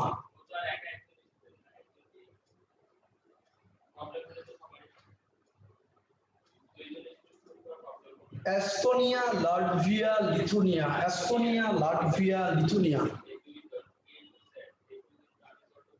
ভাইয়া লেখা শেষ হয়েছে? ভাইয়া এবং আপুরা, আপুরা আবার রাগ করবে।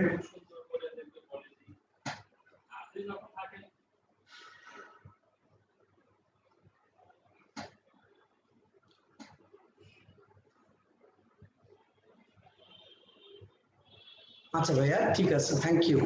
ওকে, এরপরেরটা আমরা তাহলে লিখি। তাহলে বাল্টিক অঞ্চলের 3টা রাষ্ট্রই স্বাধীনতা লাভ করছে রাশিয়ার কাছ থেকে।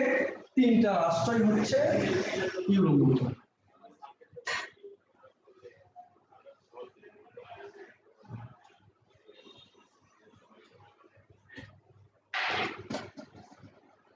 আচ্ছা, এরপরে হচ্ছে ফরাসি বিপ্লব।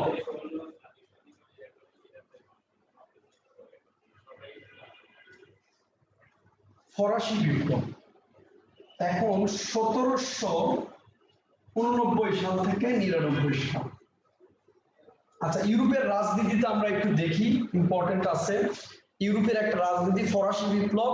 এই ফরাসি বিপ্লবের ফলে যেমন পৃথিবী তথা ইউরোপের রাজনীতির যেমন পরিবর্তন ঘটেছে ভাইয়া, তখন তেমনি অর্থনীতির ব্যবস্থাটা পরিবর্তন ঘটেছে।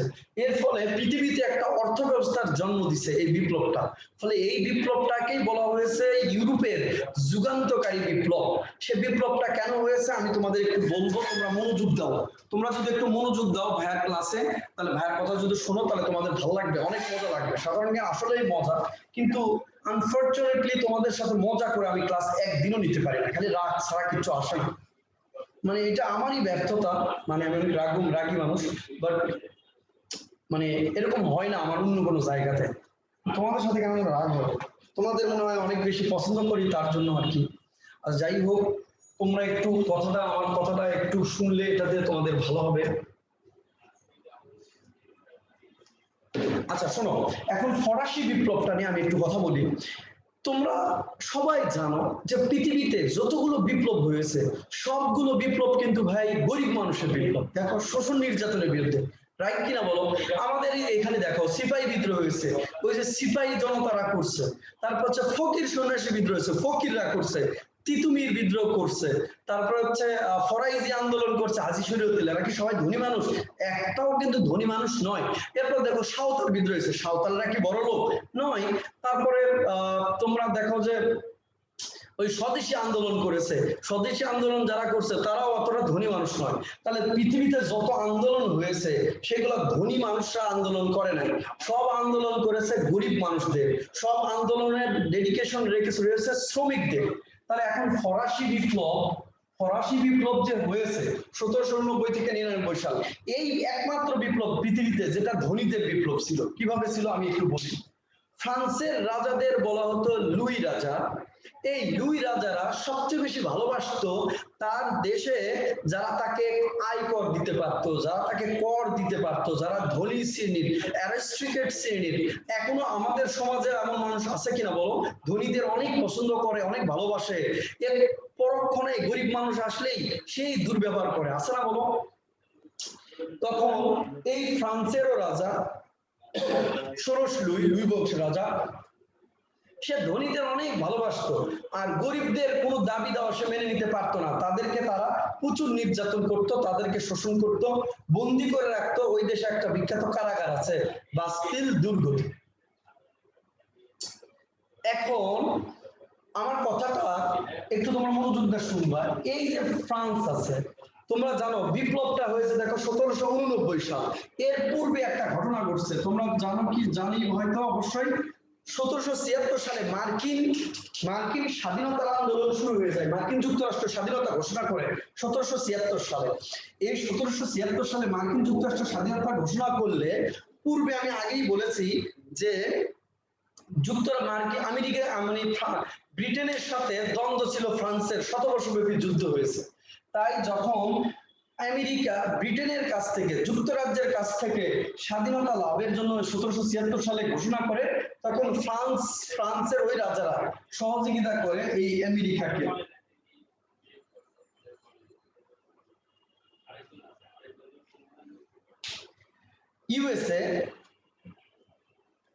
ইউএসএ কে তখন সহযোগিতা করে এই স্বাধীনতা আন্দোলনের ফ্রান্স, সৈন্য দিয়া, অর্থ দিয়া, সবকিছু দিয়া। এবং এর পরিপ্রেক্ষিতে ফ্রান্সের রাজকোষ শূন্য হয়ে যায়। ফ্রান্স একদম তাদের যে অর্থ সম্পদ সব প্রায় রাজকোষের শূন্য হয়ে যায়। তখন ফ্রান্সের অত্যাচারী রাজারা ওই ধনীদের উপরে কর আরোপ করতে থাকে। তখন ধনীরা এতদিন যে ধনীদেরকে ভালোবাসতো, সেই ধনীদের উপর কর আরোপ করায় ধনীরা এবার কি সন্তুষ্ট হবে? না, এমন কর আরোপ করা শুরু করলো, ধনীরা অসন্তুষ্ট হলো। তখন এই ধনীরা মিলে একটা ক্লাব প্রতিষ্ঠা করলো, নাম জ্যাকোবিন ক্লাব, যে ধনীদের ক্লাব।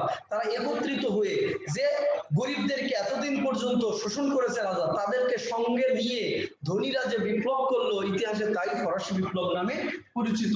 তাই এই বিপ্লবের অপর নাম ধনীদের বিপ্লব। এই বিপ্লবের অপর নাম বুর্জুয়া বিপ্লব।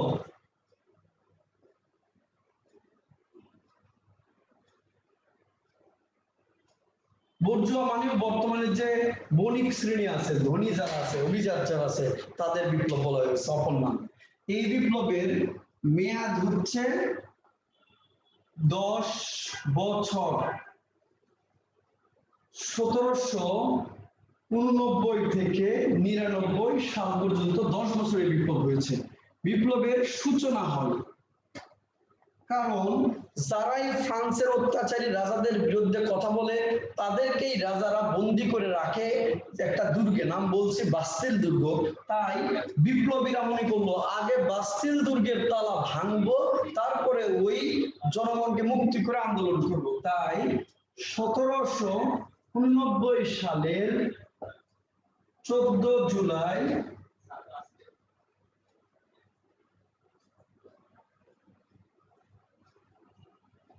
বাস্তিল দুর্গ আক্রমণের মাধ্যমে 1789 সালের 14 জুলাই বাস্তিল দুর্গ আক্রমণের মাধ্যমে এই বিপ্লবের সূচনা হয়। তাহলে ফরাসি বিপ্লব কিভাবে শুরু হলো? 1789 সালের 14 জুলাই বাস্তিল দুর্গ আক্রমণের মাধ্যমে এই বিপ্লবের সূচনা হয়। এরপরে বিপ্লবের স্লোগান ছিল সাম্য, ভ্রাতৃত্ব,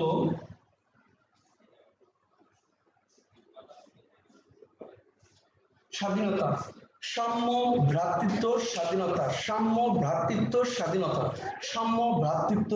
স্বাধীনতা। স্লোগান হচ্ছে সাম্য, ভ্রাতৃত্ব, স্বাধীনতা। ইংরেজিতে বলে ফ্রেটারনিটি, ইকুয়ালিটি, লিবার্টি। সাম্য, ভ্রাতৃত্ব, স্বাধীনতা কোন আন্দোলনের প্রতিপাদ্য? সেটা হচ্ছে ফরাসি বিপ্লব। ফরাসি বিপ্লবের হচ্ছে নেতা হচ্ছে রোবসপিয়র। ফরাসি বিপ্লবের নেতা হচ্ছে রোবসপিয়র। শিশু নেপোলিয়ন। তাহলে ফরাসি বিপ্লবের শিশু বলা হয় নেপোলিয়নকে।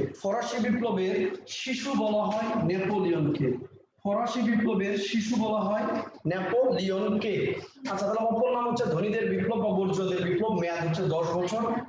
সূচনা হয় 1789 সালের 14 জুলাই। কেন? ওই বাস্তিল দুর্গকে আক্রমণের মাধ্যমে, যে বাস্তিল দুর্গ কি করেছিল, রাজারা যে শ্রমিকদেরকে বন্দী করে রেখেছিল, সেই বাস্তিল দুর্গ ধ্বংস করে ধনীরা এবং জনসাধারণ করে এই বিপ্লবের সূচনা করেন। আচ্ছা, স্লোগান ছিল সাম্য, ভ্রাতৃত্ব, স্বাধীনতা। আর নেতা ছিল কে ভাই? রোবসপিয়র। ঢাকা ইউনিভার্সিটি তো 2 বার আসছে ফরাসি বিপ্লব, অন্যান্য ইয়াতেও আসছে, তোমাদেরও আসে। শিশু হচ্ছে নেপোলিয়ন। তাহলে এই ফরাসি বিপ্লবের শিশু বলা হয় নেপোলিয়নকে। আমি কি একটু উপর থেকে মিশে দেবো ভাই?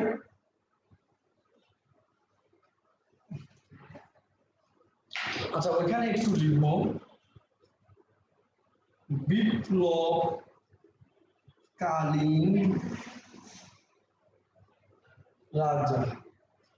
বিপ্লবকালীন রাজা ষোড়শ লুই। বিপ্লবকালীন রাজা, দেখো তাহলে এই দুইটা ভণ্ড কে ছিল? তাহলে ফরাসি বিপ্লবকালীন রাজা ছিল কে?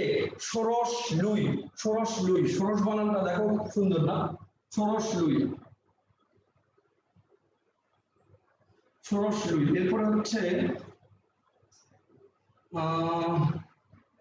বাস্তিল দিবস। হচ্ছে ভাই 14 জুলাই। যেদিন বাস্তিল দুর্গ ধ্বংস হয়েছে ওই দিনই হচ্ছে বাস্তিল দিবস। ফরাসি বিপ্লবের বাস্তিল দিবস। বাস্তিল দুর্গ এটা ছিল একটি কারাগার। বাস্তিল দুর্গ ছিল মূলত একটি কারাগার, যেটা হচ্ছে প্যারিস, ফ্রান্স। বাস্তিল দুর্গ একটা কারাগার, প্যারিস, ফ্রান্স।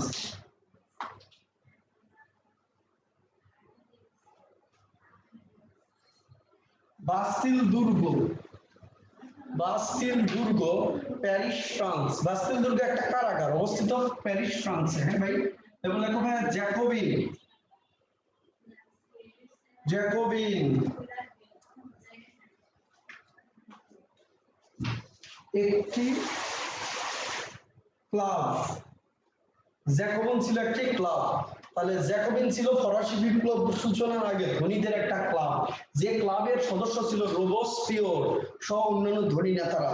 তাহলে জ্যাকোবিন ছিল একটা ক্লাব ঘর, জ্যাকোবিন ছিল হচ্ছে ক্লাব যেটা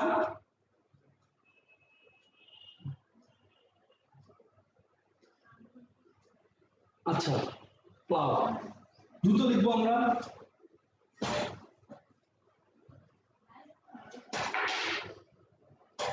লেখা শেষ হলে আমাকে একটু বলবো ভাইয়া, লেখা শেষ? জি ভাইয়া শেষ। বিপ্লব শেষ হয় 1799 সালে, ফলাফল ঘটে যেটা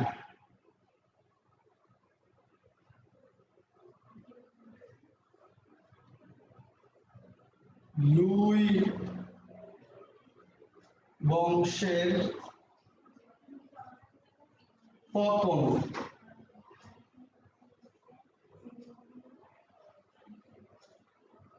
ষোড়শ লুইয়ের শিরচ্ছেদ 1793 সালে। এই বিপ্লবটা হয়েছে সামন্তবাদ অর্থ ব্যবস্থা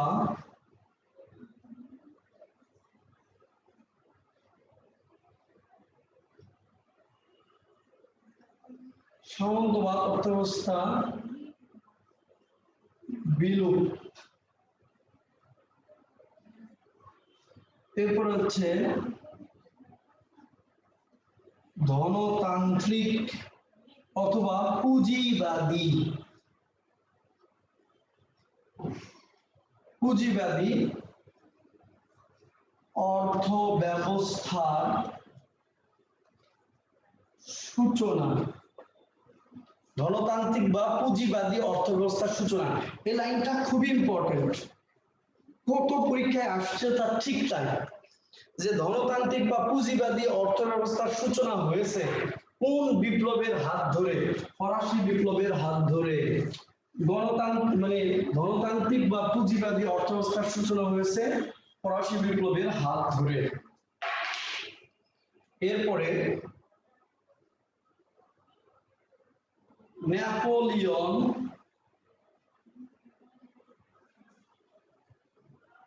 ক্ষমতা গ্রহণ করেন 1799 সালে। তাহলে ফরাসি বিপ্লবের পরে ফ্রান্সের ক্ষমতায় আসে নেপোলিয়ন। ফরাসি বিপ্লবের পরিপ্রেক্ষিতে ফ্রান্সের ক্ষমতায় আসে ভাই নেপোলিয়ন। ফরাসি বিপ্লবের পরিপ্রেক্ষিতে ফ্রান্সের ক্ষমতায় আসে নেপোলিয়ন। খুব ইম্পর্টেন্ট, একটু লিখে ফেলো সবাই।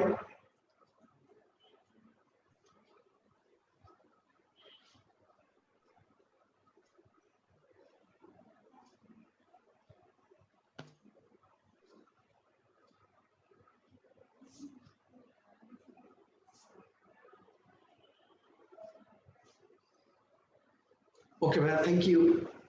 আচ্ছা, এরপরে হচ্ছে জড়িত শব্দ ও গ্রন্থ।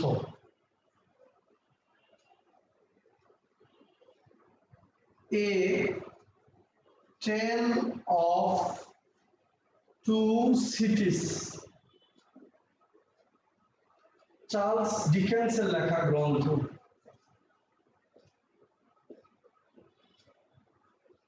A Tale of Two Cities, Charles Dickens. A Tale of Two Cities, Charles Dickens. Social Contract, Rousseau. আচ্ছা, একটা লাইন লেখা দরকার, ভুলে গেছি।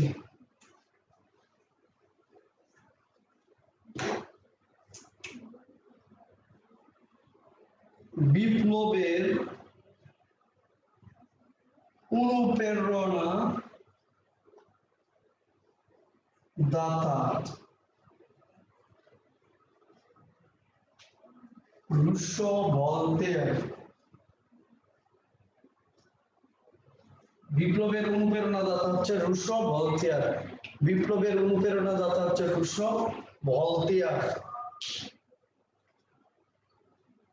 বিপ্লবের অনুপ্রেরণা দাতা ছিল রুশো এবং ভলতেয়ার। তাহলে দুইটা গ্রন্থ গেল, একটা হচ্ছে এ টেল অফ টু সিটিজ আর একটা হচ্ছে সোশ্যাল কন্ট্রাক্ট। একটি শব্দ বুর্জোয়া, ফরাসি শব্দ। আরেকটা লুচ্চা। এই লুচ্চা কথাটাও কিন্তু ফরাসি শব্দ। তোমরা কি জানো? তোমরা অনেককে গালি দাও, হ্যাঁ অনেককে গালি দাও লুচ্চা। আমি যখন 2013 সালে ভার্সিটিতে পড়ি, তো ভার্সিটিতে ক্লাস করতে গেছে একদিন, তোমাদের একটা গল্প বলে অনেকক্ষণ ধরে পড়াচ্ছি। গিয়া দেখি আমার এক বন্ধু মন খারাপ করে এরকম বসে আছে। আমরা কিরে বন্ধু এত সকাল সকাল মন খারাপ কেন? তো বলতেছে আমি সকালবেলা ক্লাসরুমে গেছি, ওই যে আমাদের ক্লাসে একটা মেয়ে আছে না বোরকা পরে আসে, হ্যাঁ, তো সে হচ্ছে বোরকা পরে চুপ মানে বোরকা খুলে চুল ঠিক করতেছে। আমি খেয়াল করি, আমি রুমে ঢুকতে দেখেও ঢুকতেছে। পরে আমি জিজ্ঞেস করছি আজকে ক্লাস হবে না? ও তো আমার উপর খেপে গেছে, ক্লাসের মতো পরে এই আমি এখানে আমি একটা বোরকা ঠিক করতেছি, এখানে কাপড় ঠিক করতেছি, আর তুমি আমার জিজ্ঞেস করতে আসছো ক্লাস হবে না? লুচ্চা ভণ্ড এই করে গালি দিয়েছে। সকালবেলা আইসা নাস্তা না করে আইসা আমার গালি দিচ্ছে বন্ধু লুচ্চা করে। আমরা আরে বোকা, হে তো ভালো খবর, তুই তো অনেক বড় নেতা হয়ে যাবি। তো বলছে কিভাবে?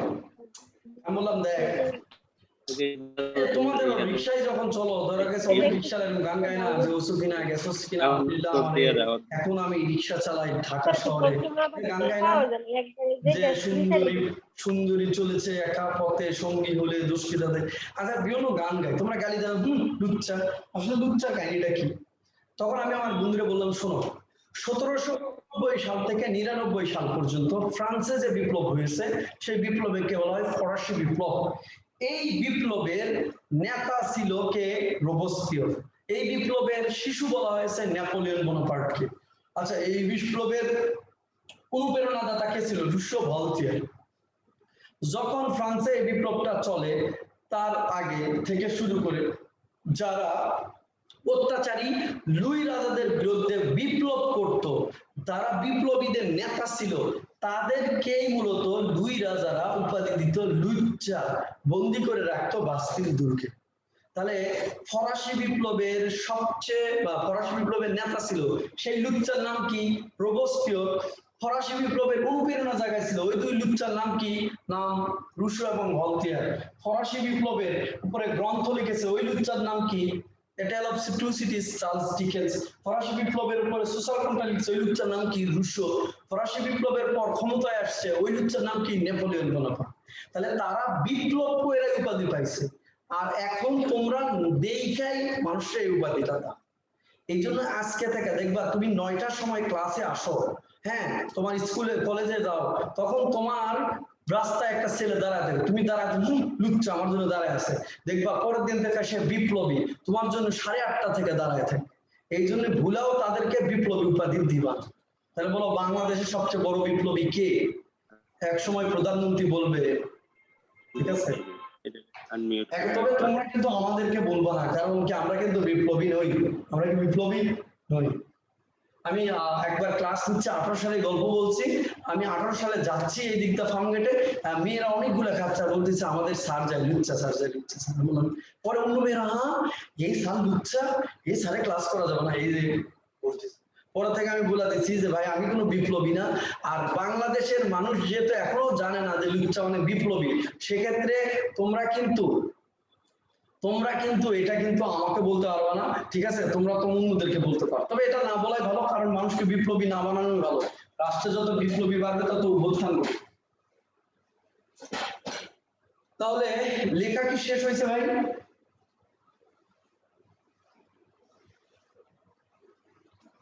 লাস্ট জি ভাইয়া শেষ হয়েছে। ছোট একটা টপিক পড়াবো আজকে শেষ। রুশ বিপ্লব, এটা হয়েছে 1917 সালে রাশিয়া।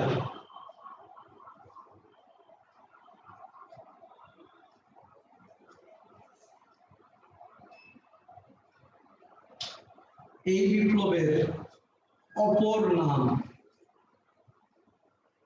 এক, বিপ্লবকে বলা হচ্ছে সমাজতান্ত্রিক বিপ্লব। দুই নম্বর, এটাকে বলছে অক্টোবরের বিপ্লব।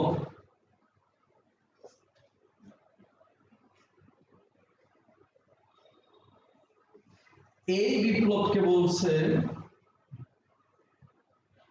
লেনিনের বিপ্লব। লেনিনের বিপ্লব। এই বিপ্লবকে বলছে 10 দিনের বিপ্লব। এই বিপ্লবকে বলছে বলশেবিক বিপ্লব।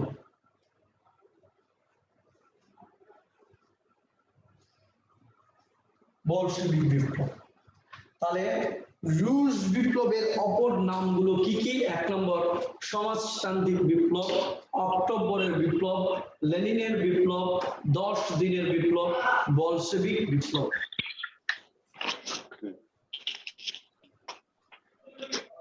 রুশ বিপ্লব হয়েছিল 1917 সালে রাশিয়াতে। অপর নাম সমাজতান্ত্রিক বিপ্লব বা অক্টোবরের বিপ্লব বা লেনিনের বিপ্লব, 10 দিনের বিপ্লব বা বলশেবিক বিপ্লব। এই বিপ্লবকে সমাজতান্ত্রিক বিপ্লব কেন বলা হয়েছে? এই বিপ্লবের পরবর্তী সময়ে পৃথিবীতে যে অর্থব্যবস্থার সূচনা হয় তার নাম সমাজতান্ত্রিক অর্থব্যবস্থা।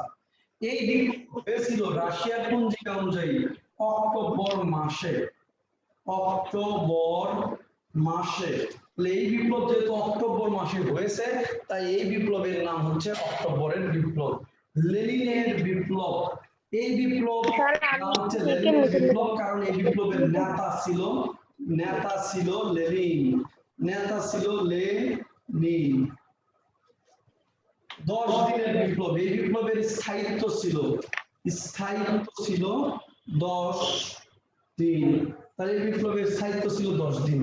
বলশেবিক বিপ্লব, এই সময় রাজনৈতিক দল ছিল বিপ্লবকালীন দল।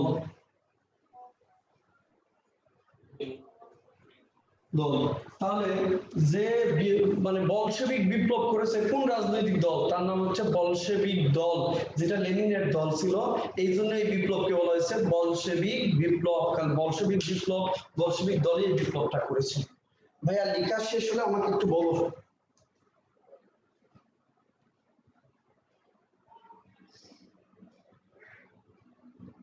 বলো ভাইয়া, কাজ শেষ করবো তোমাদের, টাইমলি 2 ঘন্টার মধ্যে শেষ হবে।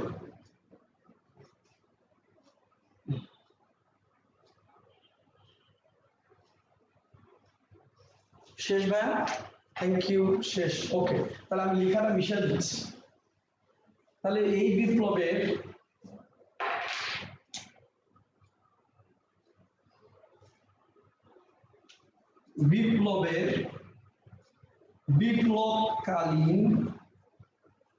বিপ্লবকালীন রাজা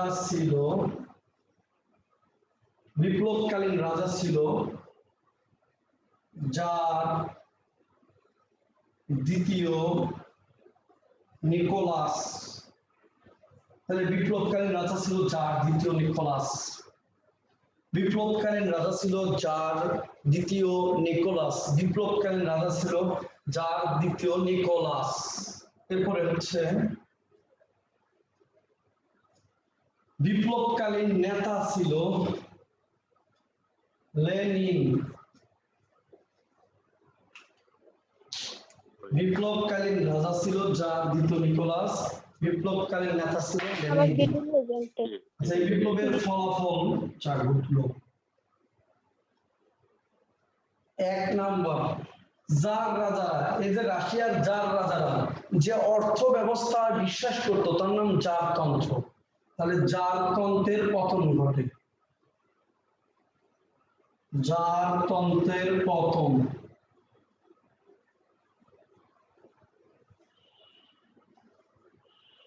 রাশিয়ায় জার বংশের পতন এবং সর্বশেষ রাশিয়ায় জারতন্ত্রের পতন এবং সর্বশেষ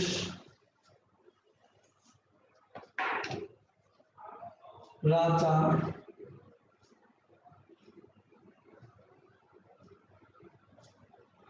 দ্বিতীয় নিকোলাসের পতন ঘটে। 3 নম্বর, সমাজতন্ত্রের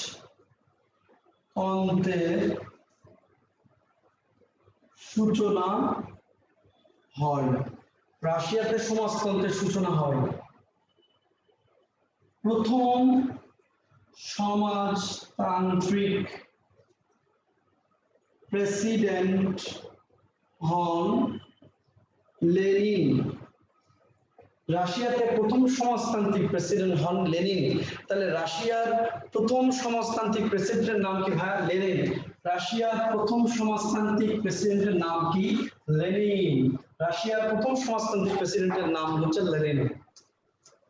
জড়িত গ্রন্থ। 1 নম্বর হচ্ছে ডাস ক্যাপিটাল, এর লেখক হচ্ছে কার্ল মার্কস। আগে ক্লাস করছে লেখক হচ্ছে কার্ল মার্কস। সমাজতান্ত্রিক রাশিয়া বা জারতন্ত্র হচ্ছে ডাস ক্যাপিটাল, কার্ল মার্কস। 2 নম্বর হচ্ছে ডাস ক্যাপিটাল, 2 নম্বর হলো মা বা মাদার,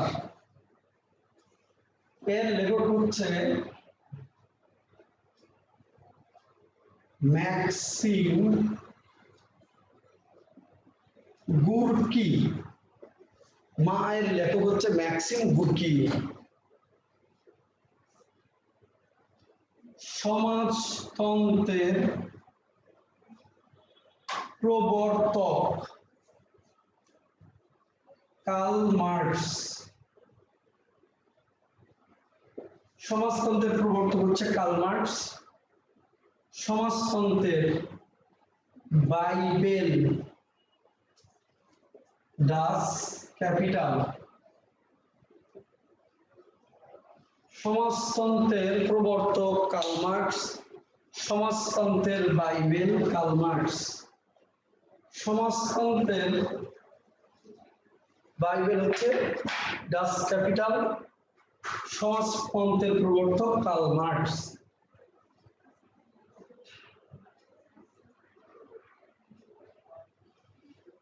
হ্যালো,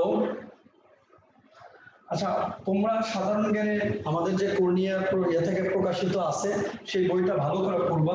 পাশাপাশি আমার একটা বই আছে মিহির জিকে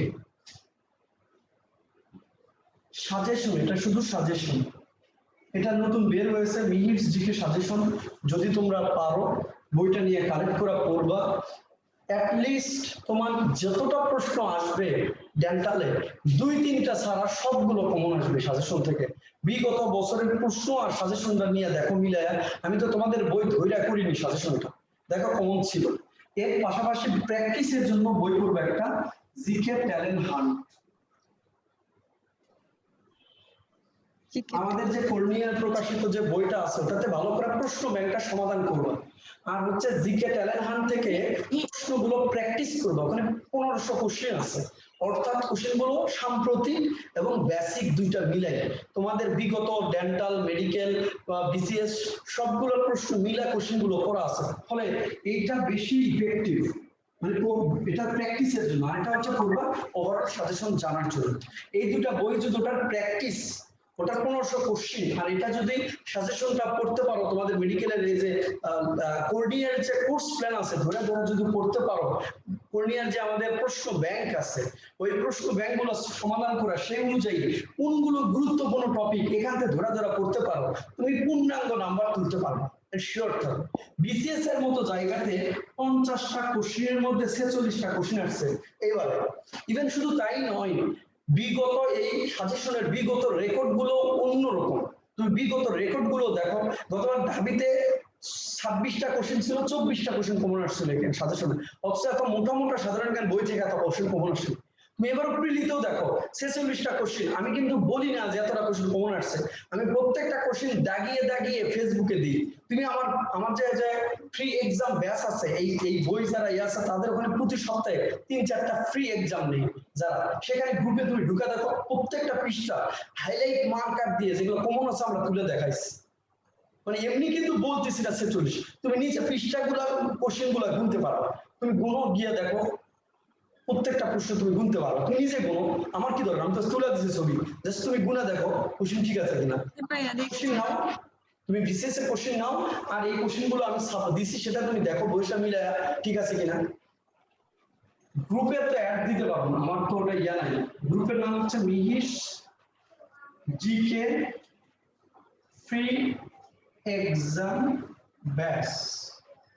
চাইলে তোমরা 2-1 আসো, 20-21 পরীক্ষা দিতে পারো। ওকে, তোমরা মিনিট জিকে ফাইনাল সাজেশন আর জিকে ট্যালেন্ট হান্টার নাও, প্র্যাকটিসের জন্য অনেক টাকা খরচ করেছো, তোমার স্বপ্ন পূর্ণ হলে এগুলো কোনো কিছু লাগবে না, এগুলো কোনো কিছু মনেই হবে না। বাট স্বপ্ন পূরণ না হলে এগুলোর কেন, এর 50 ডবল টাকা খরচ করেও হতাশা যাবে না। ফলে যখন যেটা সুযোগ তখন আসো, সেটা করে ফেলো। বইটা পড়া যদি তোমার উপকার হয়, অ্যাটলিস্ট তোমার একটা মনের মধ্যে ইয়া থাকলো না যে বইটা শুনছিলাম এত কমন আসে, এত ভালো বই নেই নাই কেন, এটার জন্য মনে আমার হয়নি। এগুলো একটা আফসোস কাজ করে অলওয়েজ। এই আফসোসটা অন্তত না রাখার জন্য হলেও কালেকশনে রাখো, কাজে দেবে। না হলে তোমরা কর্নিয়ার অফিসে বাইরে রেফারেন্স কপি দিচ্ছি, অথবা লাইব্রেরিতে গিয়া অ্যাটলিস্ট বইটা এক নজর দেখো, ভালো লাগলে নিও, না লাগবে। আচ্ছা, এটা আমাদের বইটা অনেক ভালো। আমাদের হচ্ছে যেগুলো আছে, আমি জাস্ট কিছু, হ্যাঁ সবগুলো লাইব্রেরিতেই মোটামুটি একটু খোঁজ করলে পাবা। বইটা এখন শেষ, তো সব লাইব্রেরিতে শেষ, পরীক্ষার আগেই শেষ। আর এখন করোনার যে লকডাউন চলতেছে, এখন বই ছাপানো যাচ্ছে না। তো তোমাদের 2-4টা লাইব্রেরিতে আছে, খুঁজে নিবে না, তোমার রকমারিতেও পাবা, তোমরা যে রকমারিতে অর্ডার দাও রকমারি পাবা, নীলক্ষেতের লাইব্রেরি গুলোতে অ্যাভেলেবেল পাবা। ওকে ভাই, আচ্ছা তোমাদের আমি কিছু সাজেশন দিচ্ছি সাধারণ জ্ঞানের জিকে, এগুলো তোমরা পড়বা। 10 মিনিট সময় দিবা আমাকে সবাই, কারণ আমি তোমাদের আর মানে জিকে ক্লাস নিব না এই বছর, শেষ ক্লাস। এটাই হচ্ছে আমার লাইফের শেষ ক্লাস তোমাদের জন্য, মেডিকেল এবং ডেন্টালের ক্লাস। আমি আগেও পছন্দ করে নেওয়া, এখনো নেই না, আমার এগুলো ভালো লাগে না ক্লাস। প্রাইভেট স্টুডেন্টগুলোকে সময় দিতে পারি না, মানে এত ইচ্ছা নাই আর কি ক্লাস নেওয়ার। মানে মানুষকে বহুত পড়াইছি, নিজের পড়া অনেক বাকি আছে ভাই এখন। তোমরা একটু দোয়া করো ভাইয়ের জন্য, সামনে আমার চাকরি পরীক্ষাগুলো দিব আর কি। তোমাদের সাজেশন দিয়ে দিতেছি, তোমরা ভালো ছেলে মেয়ে যারা এখন শেষ পর্যন্ত ক্লাস করতেছো, তোমরা রেগুলার, এটা আমি বুঝতে পারছি। যেগুলো উল্টা পাল্টা সেগুলো লিভ নিয়ে নিছে, কারণ এখানে তো ছিল 28 জন, সবাই তো নাই, তাই না? যারা তোমরা এখন ভালো আছো এরাই চান্স পাবে এবং এরাই ঠিক আছে। যেগুলো বাদ যাওয়া সেগুলো তো লিভ নিয়ে নিছে, বাদ গেছে। একটা ফসল থেকে আমাদের ধান নিয়ে আসি, সবগুলো কি ধান চিটা থাকে না? চিটা যেগুলো বাতাস দিলেই, ফ্যানের বাতাস দিয়ে উড়ে চলে যায়, বাকিগুলো থাকে। তোমরা এখন সেগুলো আছো, এই জন্য তোমাদের আমি সাজেশনটা দিব, তোমরা একটু নিবা, এটা এক নজর দেখা যাবে। হ্যাঁ, বঙ্গবন্ধুর জীবনী পড়বা ভাই, বঙ্গবন্ধু নিয়ে সবকিছু পড়ে ফেলবা। হ্যাঁ, সব পড়ে ফেলবা, ওনার জীবনী, কখন কখন ওনার যে 3টা গ্রন্থ আছে, অসমাপ্ত আত্মজীবনী, কারাগারে রোজনামসা, আমার দেখা নয়া চিন, যা আছে সব পড়ে ফেলবা। 2 নম্বর,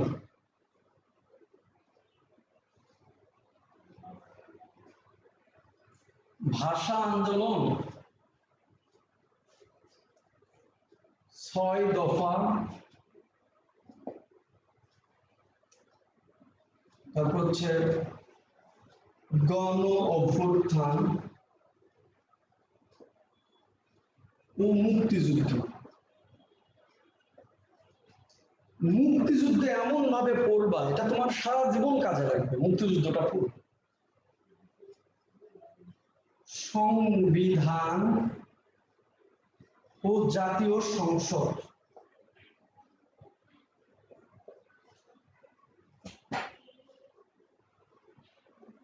নদ নদী, নদীর বাঁধ। দ্বীপ আছে না বাংলাদেশের বিভিন্ন দ্বীপ, পাহাড়। পড়বা উপজাতি ও জনসংখ্যা। পড়বা ভাস্কর্য। পড়বা ভাস্কর্য ও স্থাপত্য।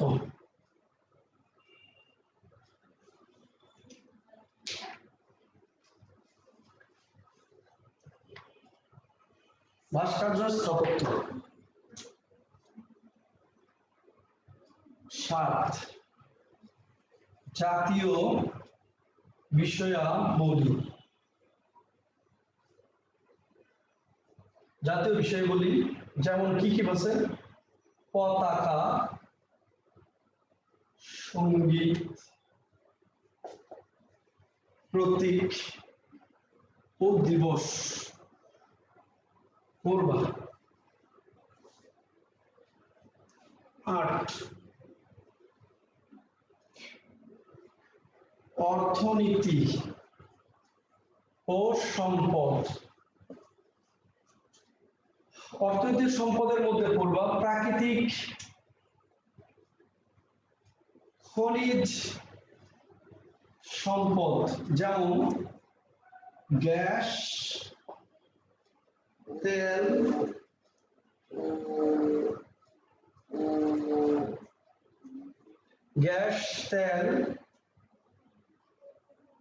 চুনাপাথর,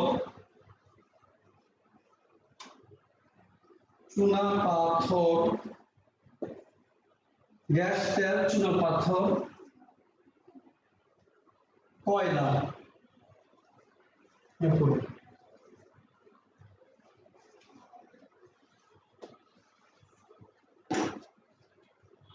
ওখান থেকে পড়বা কৃষি, শিল্প, মৎস্য, বনজ। এই শিল্পগুলো পড়বা কৃষি, শিল্প, মৎস্য, বনজ। ঠিক আছে?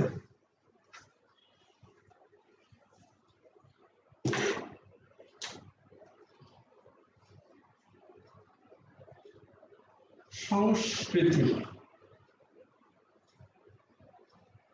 এখানে আছে গান পড়বা। দেশাত্মবোধক গান আছে না? দেশাত্মবোধক গান যেমন একটা গান বলি, দেখি বঙ্গবন্ধুর একটা গান বলি, যদি রাত পোহালে শোনা যেত বঙ্গবন্ধু মরে নাই। লেখক কে?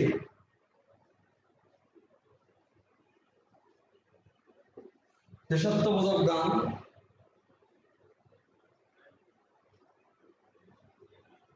আচ্ছা, দেশাত্মবোধক গান,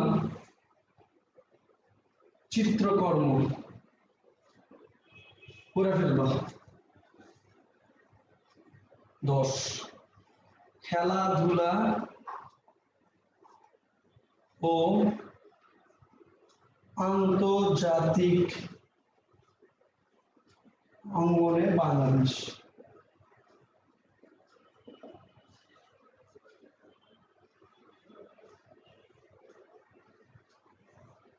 জাদুঘর ও বিভিন্ন প্রতিষ্ঠান যেমন ব্র্যাক, তারপর হচ্ছে বার্ডেন, বাংলা একাডেমি,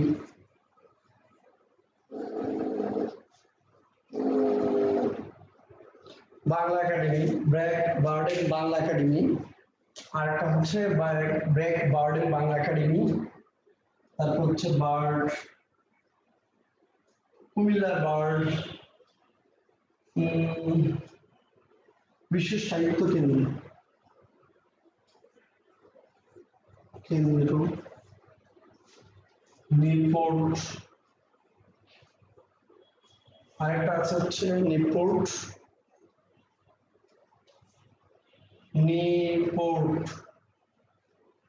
আরেকটা আছে এশিয়াটিক সোসাইটি।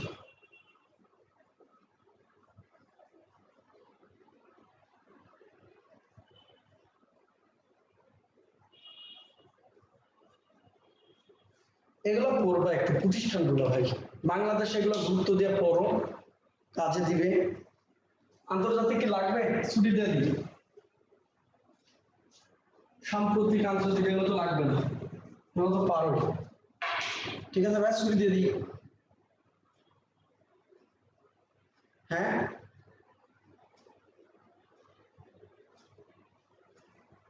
আন্তর্জাতিকে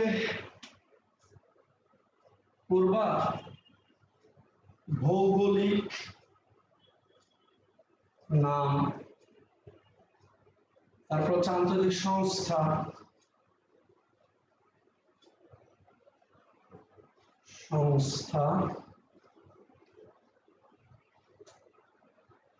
তারপরে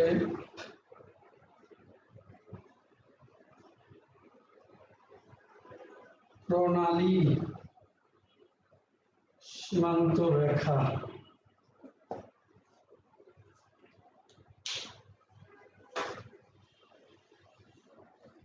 আন্তর্জাতিক এটা প্রণালী সীমান্ত রেখা, গ্রন্থ ও উক্তি, গ্রন্থ উক্তি আর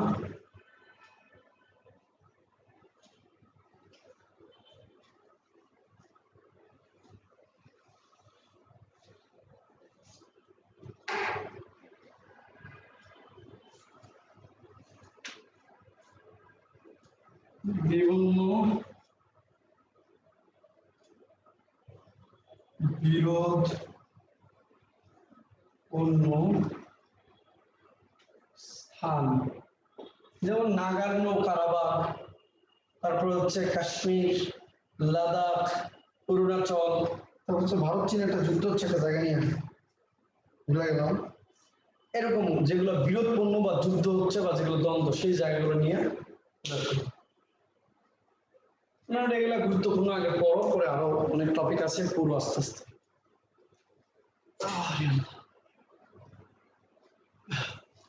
ঠিক আছে ভাইয়া, অনেক রাগবাগ করলাম, কারণ কি একটু ছোট করে বলি। ধরো ওকে, আলাদা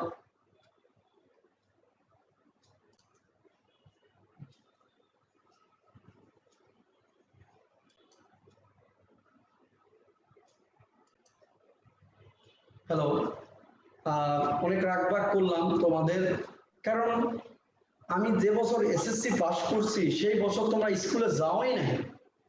আমি যখন তোমার ইন্টারমিডিয়েট পাস করছি তোমরা ক্লাস 1-2 ছিলাম, তো এত বছরের একটা এজ ডিফারেন্স থাকেই একটা, হচ্ছে না কেন? এই যে নার্সিং যে প্রশ্ন ব্যাংক আছে, নার্সিং প্রশ্ন ব্যাংকটা আছে, যেটা এই নার্সিং প্রশ্ন ব্যাংকটা যদি তুমি কর্নিয়ার যে প্রশ্ন ব্যাংকটা আছে খুব ভালো করে পড়ো, একবার পড়বা, না পারলে এটা 2 বার পড়বা, নাহলে 3 বার পড়বা। তোমরা আমার কথা শুনতেছো কিনা? এটা খুব ইম্পর্টেন্ট, তোমাকে চান্স পেতে হেল্প করবে। যদি কোচিং এর ক্লাসও না হয়, অন্য কোনো ক্লাস, টিচারের ক্লাস না পাও, তুমি নিজে নিজে চান্স পাবা। দেখো, প্রশ্ন ব্যাংকটা খুব ভালোভাবে সলভ করবে। কোন টপিক গুলো থেকে কোশ্চেন গুলো আসে, এই কোশ্চেন গুলো আসে নার্সিং এর প্রশ্ন সলভ করে ওই টপিক গুলো একটা খাতায় লিখে নেবে।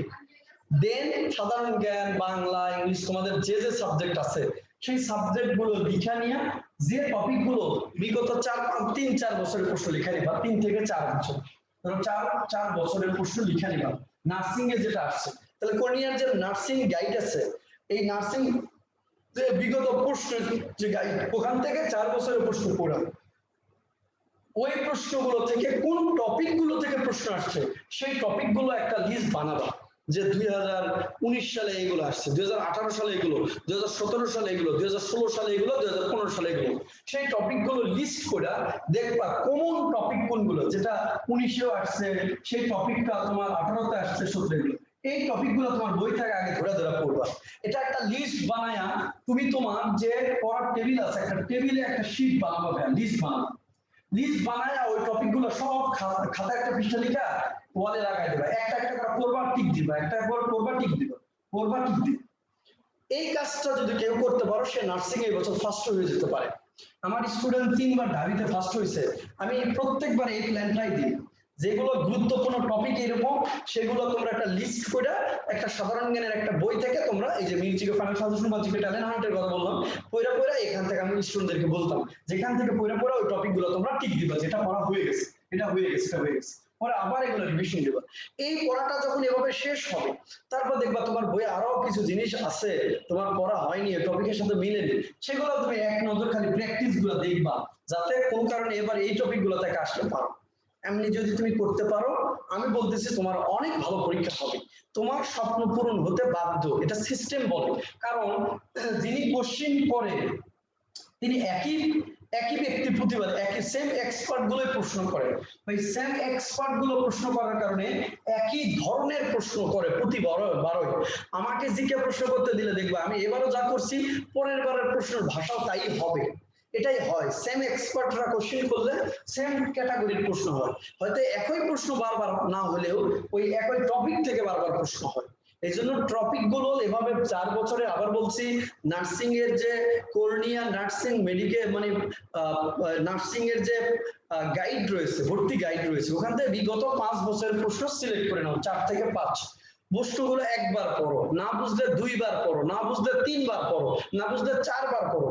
তোমার ওই প্রশ্নগুলোর উপরে পিএইচডি করতে হবে, থিসিস করতে হবে, খুব অ্যানালাইসিস করতে হবে, অ্যানালাইসিস করে পড়ে এবার তুমি বের করার চেষ্টা করো যে এটা ফ্রেশ থেকে আসছে, এটা ক্লোজ থেকে আসছে, আচ্ছা এটা সাধারণ জ্ঞানের জাতীয় বিষয়গুলি কথা বলছে যে জাতীয় বৃক্ষ কোনটা, আম গাছ, তাহলে এটা জাতীয় বিষয়গুলি থেকে আসছে। আচ্ছা এটা প্রশ্ন আসছে বঙ্গবন্ধুর অসমাপ্ত আত্মজীবনী কবে প্রকাশ হয়েছে, তাহলে বঙ্গবন্ধুর গ্রন্থ থেকে, তাহলে এভাবে তুমি এবার তো এটা লিখতে পারবা বঙ্গবন্ধুর গ্রন্থ, তাহলে এটা বঙ্গবন্ধু টপিক থেকে আসছে। এভাবে তুমি একটা লিস্ট করে তোমার টেবিলে রাখবা, আমি একটা একটা করে পুরো ফেলবা ধরে ধরে। আমি বলতেছি তুমি প্লেস করবে ইনশাআল্লাহ। তোমাদের জন্য সবার দোয়া এবং শুভকামনা, তোমাদের জন্য দোয়া এবং শুভকামনা রইল। তোমরা অনেক ভালো পড়ো, পরবর্তী তোমাদের যে ভাইয়ারা বা টিচারদের ক্লাস নেই, অ্যাটলিস্ট তোমার একটা সেবা দরকার, একটু নমনীয় ভাবে কথা বলো। মাসুদ ভাইও যদি একটা রাগ করে ঝাড়ি দেয়, একটু চেষ্টা করো যে মানে খুব নম্র ভাবে শো করার, কারণ দরকারটা তোমার। আমি যদি আজকে রাগ করে যে 2 ঘন্টা 20 মিনিট ক্লাস নিতেছি, রাগ করে যদি 1 ঘন্টা ক্লাস নিতে যেতাম, এই কিচ্ছু তোমরা পাইতে না, লসটা কিন্তু আমার কিচ্ছু হতো না, লসটা তোমারই হতো, এটা মাথায় রেখো। আর এগুলো তোমাদের একটা ভালো টিচার, একটা ভালো পরিচালক তোমার লাইফটা, হোল লাইফ চেঞ্জ করে দিত, হোল লাইফ। একটা ভালো ক্লাস তোমার জীবন পরিবর্তন করে না, শুধু তোমার এই ছোটখাটো চান্স না, তোমার জীবনের মোড় ঘুরে দিতে পারে। এবং আমিও এসএসসি লেভেল থাকতে পড়াশোনা বাদ দিতে চেয়েছিলাম, বাট একটা টিচারের একটা কথা শুনে আমার জীবনের মোড় ঘুরে দিয়েছিল। আমি ওইখান থেকে ভালো মোটামুটি পড়ার চেষ্টা করছি, ভালো ওইটা কিন্তু গোল্ডেন এ প্লাস পেয়েছি, পরে ইন্টারমিডিয়েটে পেয়েছি, রেজাল্ট করেছি, 2টা রেজাল্ট মিলে আমি 6টা ইউনিভার্সিটি চান্স করছি, নাহলে আমার এসএসসি লেভেলের পড়াশোনা বাদ দেওয়ার কথা ছিল।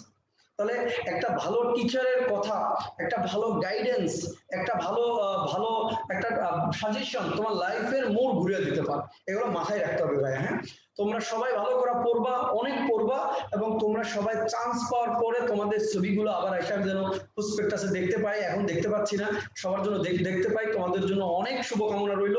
যে কোনো সমস্যায় যোগাযোগ করো, যদি পারি চেষ্টা করব তোমাদের হেল্প করার ভাইয়া। ওকে, আল্লাহ হাফেজ ভাই।